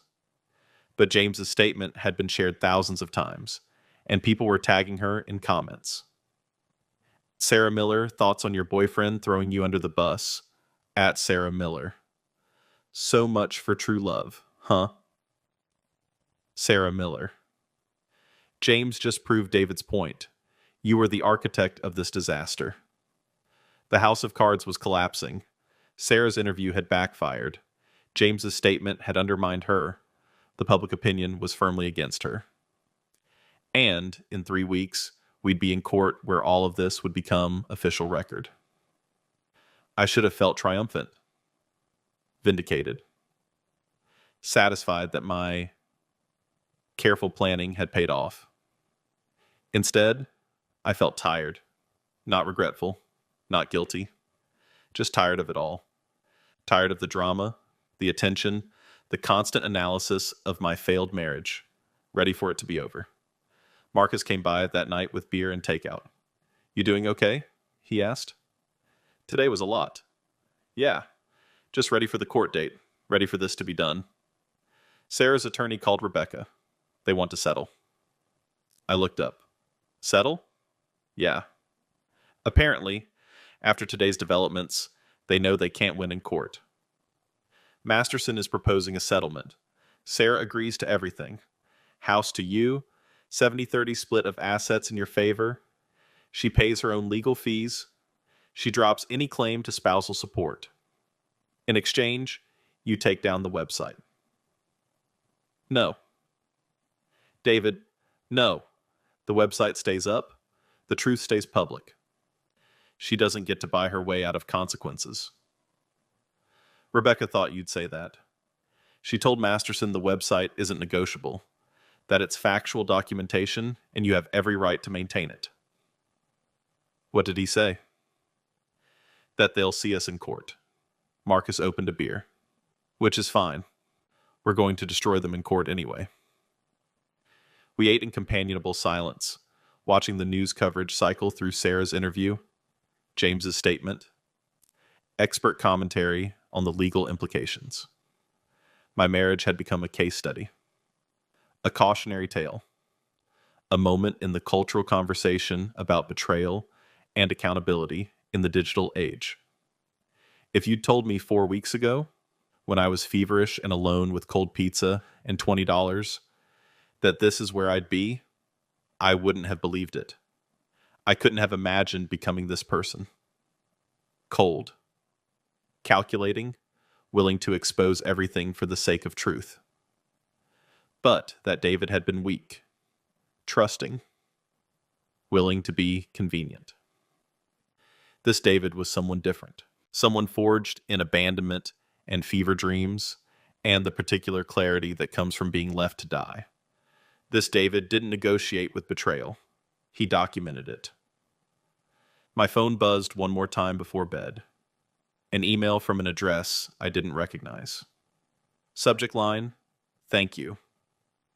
I opened it. "Dear David, you don't know me, but I wanted to reach out. My husband left me 3 years ago for a coworker. He told everyone I was impossible to live with, that our marriage had been dead for years, that he deserved happiness. People believed him. I stayed silent because I thought that was the dignified thing to do. Watching your story unfold has made me wish I'd been braver. Wish I'd documented everything. Wish I'd told the truth instead of letting him control the narrative. You're getting criticized for being vindictive, for not taking the high road. But the high road is often just the silent road, and silence protects abusers while punishing victims. Thank you for being loud. Thank you for documenting. Thank you for showing that sometimes the most powerful thing you can do is refuse to lie for the person who destroyed you. I hope you find peace when this is over." A stranger who needed to see someone fight back. I read it twice, then saved it in a folder with dozens of similar messages I'd received over the past 2 days. People who'd been betrayed and stayed silent. People who'd been abandoned and accepted it. People who'd been abused and protected their abusers out of misplaced dignity. The website wasn't just about my story anymore. It had become something larger, a reference point. Proof that speaking truth, even uncomfortable truth, even humiliating truth, was possible. I thought about July 8th, about walking through the door and seeing Sarah with her suitcase and her tan and her radiant happiness, about how small I'd felt, how powerless, and I thought about now, about the evidence collected and organized, about the truth spreading faster than any lie could contain it, about Sarah's world crumbling while mine rebuilt itself stronger. 21 days until the court hearing, 21 days until the judge made it official, 21 days until I could finally close this chapter and start writing the next one. But tonight, in my quiet house, surrounded by evidence of betrayal, transformed into proof of resilience, I allowed myself something I hadn't felt in a long time. Hope. Not for reconciliation, not for forgiveness, not for the past, but for the future. For the person I was becoming. For the life waiting on the other side of this legal battle. A life where I didn't have to remind someone to kiss me back. A life where my worth wasn't measured in $20 bills and cold pizza. A life built on truth instead of convenient lies. The storm had passed. Now came the rebuilding. July 28th arrived with the kind of heat that makes everything feel slower, heavier, inevitable. I stood in front of the bathroom mirror that morning, adjusting my tie, navy blue, conservative, the uniform of someone who had nothing to hide. Rebecca had suggested I get a haircut. Look put together. Professional. "You want the judge to see a man who has his life together," she'd said. "Not someone consumed by revenge." But looking at my reflection, I saw something else. I saw someone who'd been broken down and rebuilt. Someone who'd learned that sometimes the most powerful response to betrayal isn't rage. It's clarity. Cold, documented, irrefutable clarity. The courthouse was downtown, a gray building that had witnessed thousands of marriages dissolve within its walls. I arrived 30 minutes early with Rebecca, Marcus, and my mother. Mom had insisted on coming, wearing her most severe black dress like she was attending a funeral. In a way, she was. "You ready?" Rebecca asked as we walked through security. "I've been ready for 3 weeks." "David, I need to prepare you. Sarah's attorney is going to be aggressive. He's going to try to paint you as obsessive, vindictive. He's going to bring up the website, the media attention, try to claim you've been harassing her. Let him. He's also going to try to introduce evidence that your marriage had problems before James, that you were emotionally distant, that Sarah felt neglected." I'm sure she did feel neglected. It's hard to feel appreciated when you're too busy planning an affair to notice your husband exists. Rebecca smiled slightly. "That's exactly the energy I need from you today. Calm, factual, unshakable." We took the elevator to the 3rd floor, Family Court, Division 4. Judge Patricia Huang presiding. Rebecca had researched her thoroughly. 30 years on the bench, zero tolerance for dishonesty, known for asking pointed questions and not suffering fools. Perfect. The hallway outside the courtroom was crowded with other cases waiting their turn. Divorce after divorce. Custody battles, asset disputes, the machinery of broken promises grinding through its daily business. And then I saw her. Sarah sat on a bench at the far end of the hall, flanked by her attorney Robert Masterson and Claire. She looked small, diminished. Nothing like the radiant woman in those European videos. Her hair was pulled back severely. No makeup. A gray suit that washed out her complexion. The visual language of someone trying to appear remorseful. But it was her eyes that struck me. When they met mine across that hallway, I saw something I'd never seen before. Fear. Not of me. Of the truth. Of what was about to happen in that courtroom. Claire glared at me with open hostility. Masterson looked resigned. A good attorney who knew he'd been handed an unwinnable case. But Sarah just looked small and scared, and trapped in consequences she'd never imagined. Good. All rise. The Honorable Judge Patricia Huang presiding. We filed into the courtroom. Sarah and Masterson on one side, Rebecca and I on the other. Marcus and my mother in the gallery behind us, a court reporter, a bailiff, the machinery of justice assembling itself. Judge Huang entered. A small Asian woman in her 60s with sharp eyes and an expression that suggested she'd seen everything and been impressed by none of it. She settled into her chair and looked at both tables.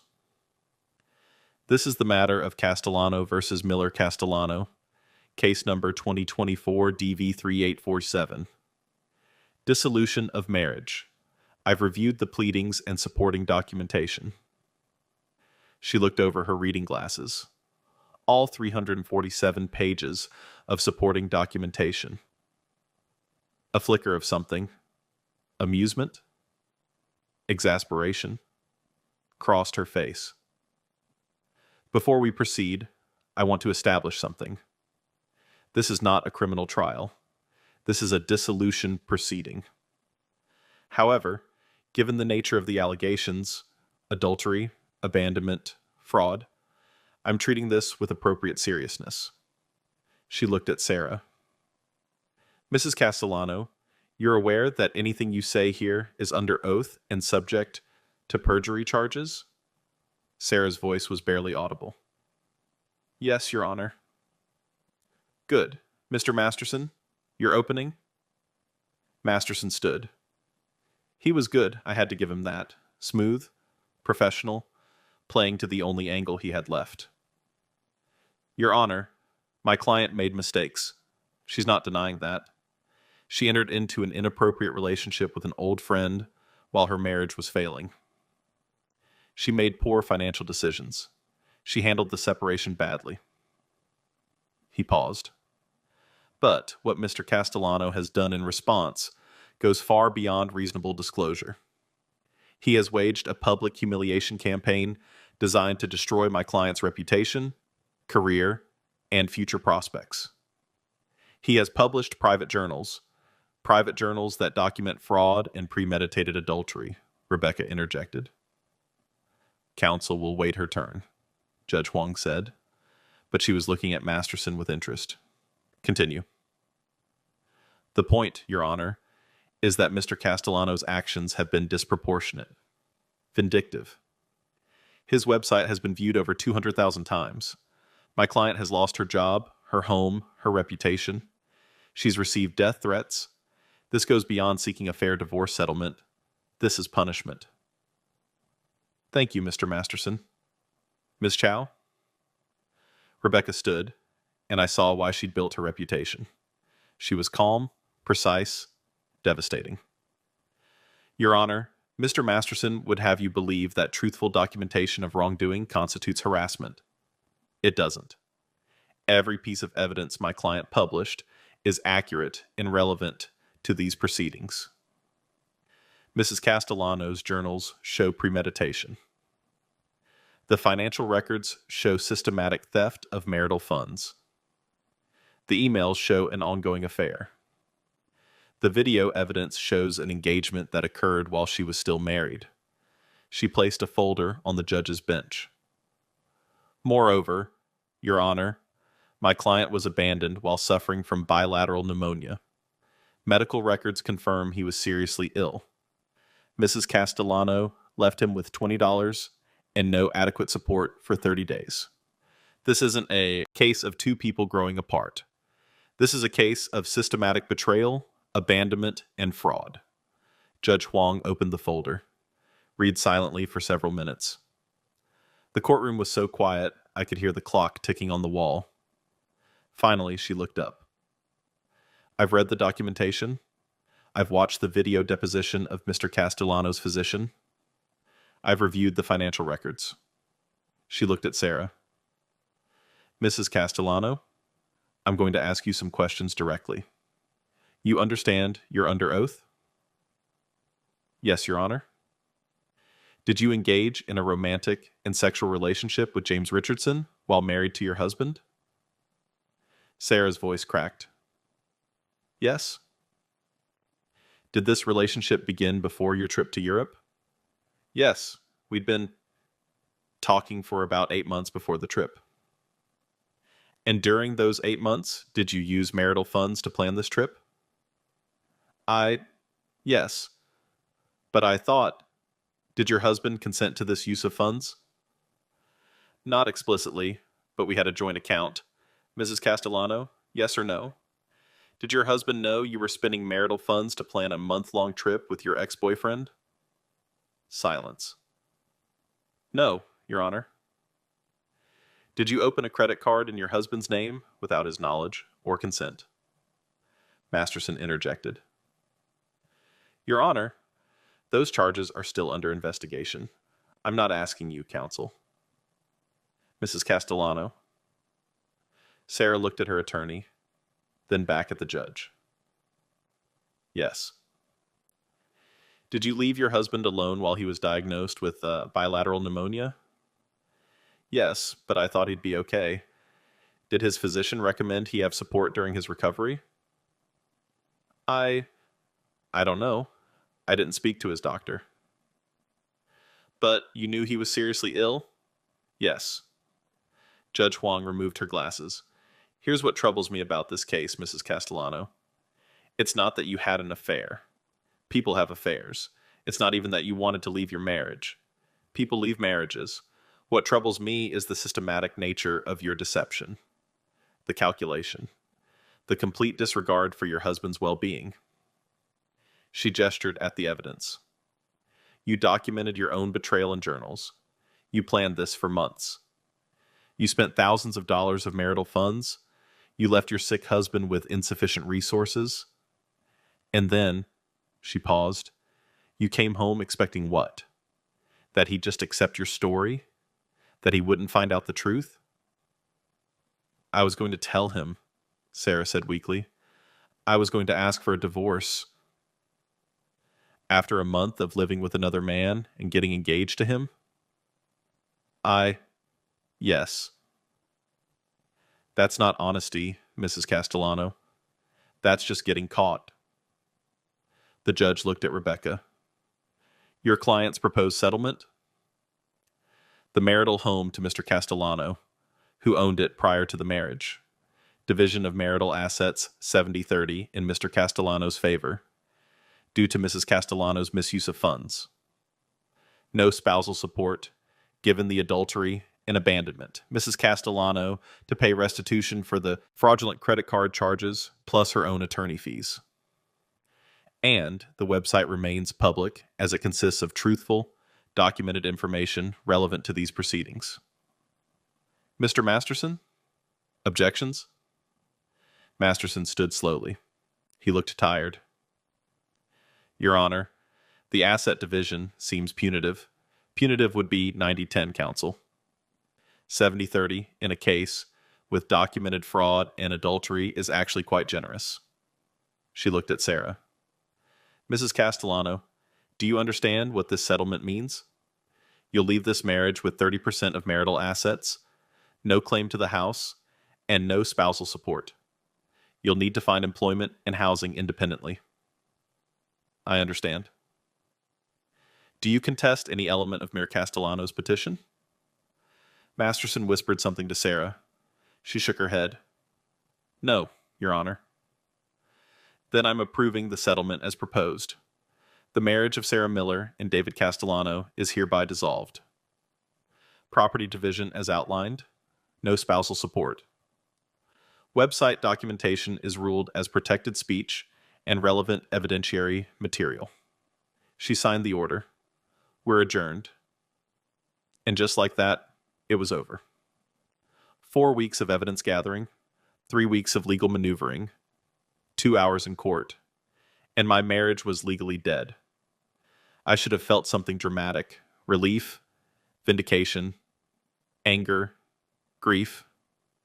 Instead, I just felt done. We filed out of the courtroom. Sarah and Masterson went one direction. We went the other, like magnets repelling, like two lives that had briefly intersected and were now separating forever. In the hallway, Marcus hugged me. My mother kissed my forehead. Rebecca shook my hand. It's done, she said. Clean, documented, final. You should be proud. I'm tired, I said. But, yeah, it's done. One more thing, Rebecca said. The DA called this morning. They're offering Sarah a plea deal on the fraud charges.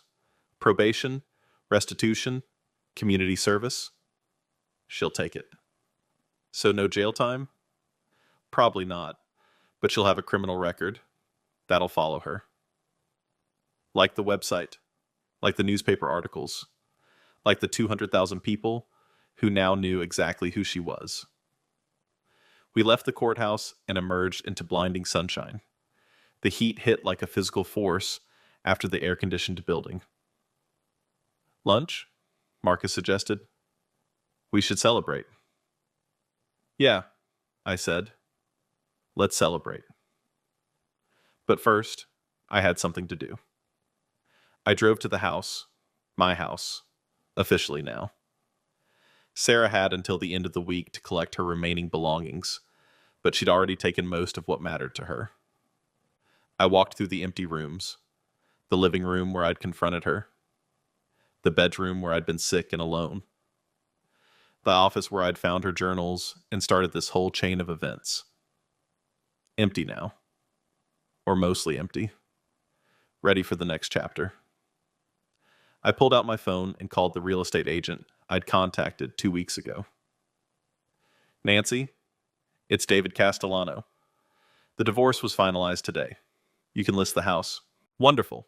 I'll get the paperwork started. You're sure about the price point we discussed? I'm sure. I want it sold quickly. Fresh start. I understand completely. I'll have photos taken tomorrow. I hung up and stood in the empty living room, thinking about the new condo I'd already put a deposit on. Smaller. Downtown. Modern. Nothing like this house that held so many memories of a marriage that had never been real. My phone buzzed. A text from an unknown number. Congratulations on your divorce. I hope you're happy now. S. Sarah. Still trying to make this my fault. Still unable to accept that she destroyed this herself. I didn't respond. Just blocked the number. Let her think what she wanted. I had the truth. I had the documentation. I had the legal judgment. I had my life back. That evening, I met Marcus and my mother at her house for dinner. Real Italian food, the kind that heals. The kind that says family is who shows up when everyone else leaves. To David, Mom said, raising her wine glass, who didn't let them break him. To David, Marcus echoed, who documented everything like a boss. I laughed, actually laughed. To new beginnings. We clinked glasses. Later that night, as I was leaving, my mother pulled me aside. Your father would be proud, she said. Not of the divorce. That's sad no matter what. But of how you handled it. With dignity. With truth.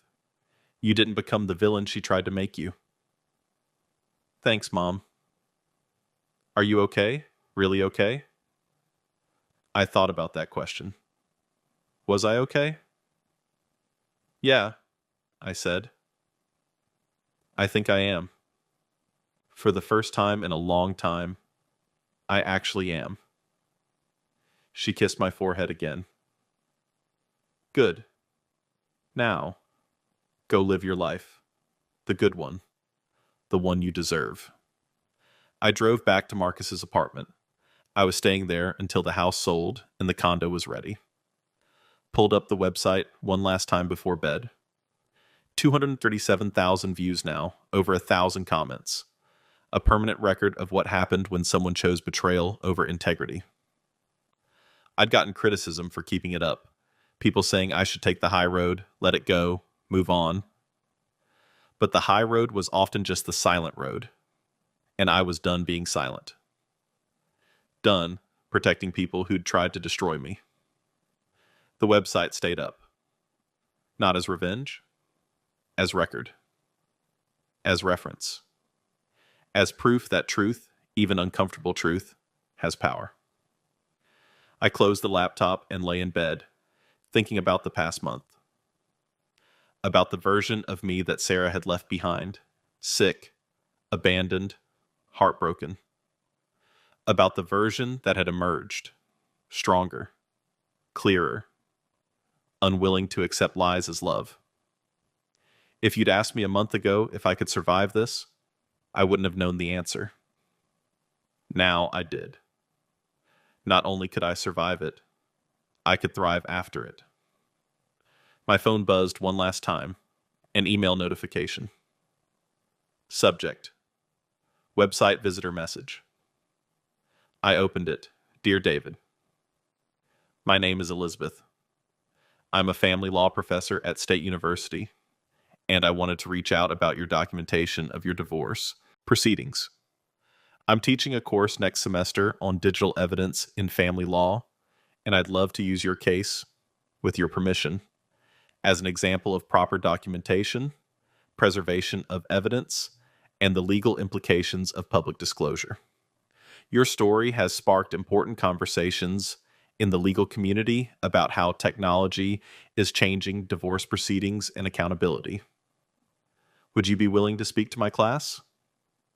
Respectfully, Professor Elizabeth Harmon. I smiled. My marriage had become a cautionary tale, but also a case study, a reference point, something that might help other people understand their rights, their power, their ability to document truth. I typed back, Professor Harmon, I'd be honored. Let me know the details. Because that's what this had become. Not just my story anymore. A lesson, a warning. Proof that sometimes the most powerful thing you can do is refuse to lie for the person who destroyed you. I set the phone down and looked at the ceiling, thinking about tomorrow. About selling the house. About moving to the new condo. about starting over at 34 with nothing but the truth and the life I'd reclaimed. And I thought about Sarah, wherever she was tonight. Probably at James's apartment, probably trying to figure out how to rebuild from rubble of her own making. Probably still telling herself she was the victim. Let her. I had the court order. I had the evidence. I had the website with its 237,000 views and climbing. I had the truth, and truth, I'd learned, was the only weapon you ever really needed. Outside, rain started to fall. Gentle at first, then harder. The kind of rain that washes things clean. That turns the page. That marks the end of one story and the beginning of another. I closed my eyes and listened to it fall. And for the first time since Sarah walked out that door on June 8th with her European-sized suitcase and her plans for betrayal, I felt something close to peace. Not happiness. Not yet. But the space where happiness could grow. The quiet after the storm. The promise of clear skies ahead. And somewhere in that rain-soaked night, in that space between ending and beginning, I realized something important. Sarah had left me with $20 and cold pizza, thinking I would break. Instead, I became unbreakable. She'd tried to erase me from her story. Instead, I wrote my own. She'd wanted me silent and small and convenient. Instead, I became loud and large and undeniable. The revenge wasn't in the documentation or the website or the court case. The revenge was in surviving. In thriving. In refusing to be destroyed by someone who thought I was destroyable.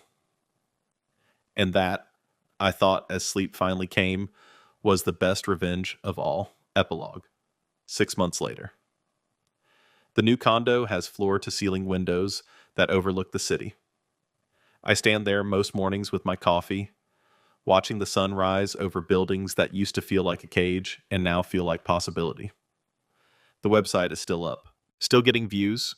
I've had it cited in 3 legal journals, 2 academic papers, and 1 book about digital accountability. It's become something larger than my personal story, a reference point in conversations about truth, documentation, and the power of refusing to stay silent. Sarah got married to James last month. I know because it was in the society pages, a small ceremony, immediate family only. The article didn't mention her first marriage.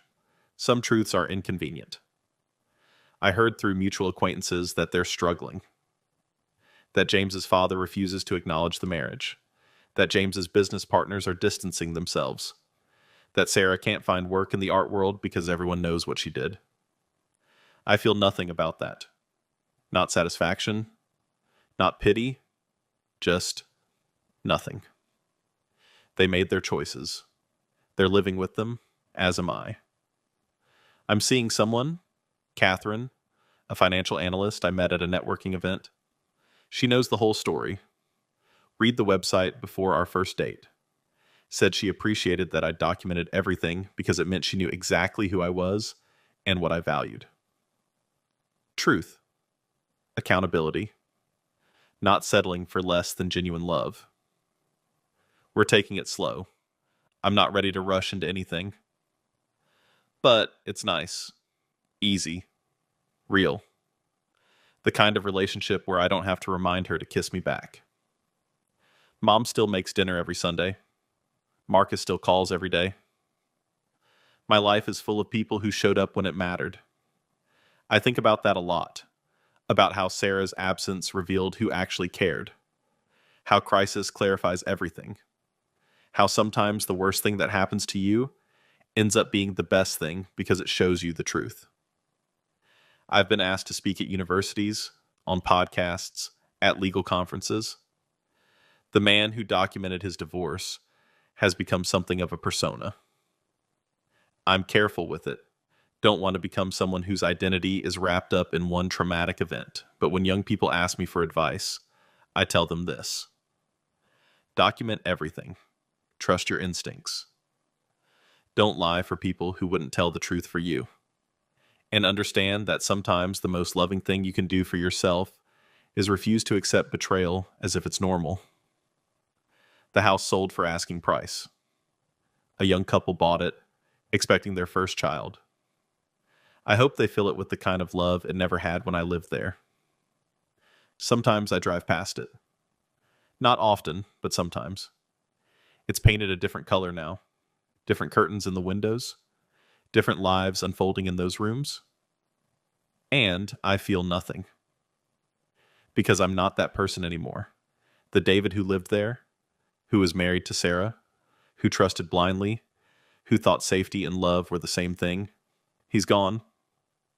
The David who stands in his condo with floor-to-ceiling windows, watching the sunrise over a city full of possibility, he's someone new.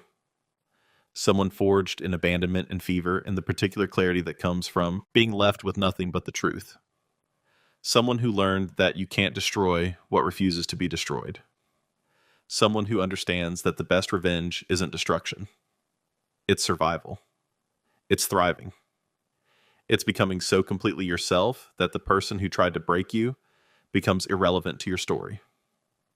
Sarah wanted me small and quiet and broken. Instead, I became large and loud and whole. And that, more than the court case, more than the website, more than any of it, that's the victory. Outside my window, the sun clears the horizon, a new day, a new life, a new story that's all mine. And it's just beginning.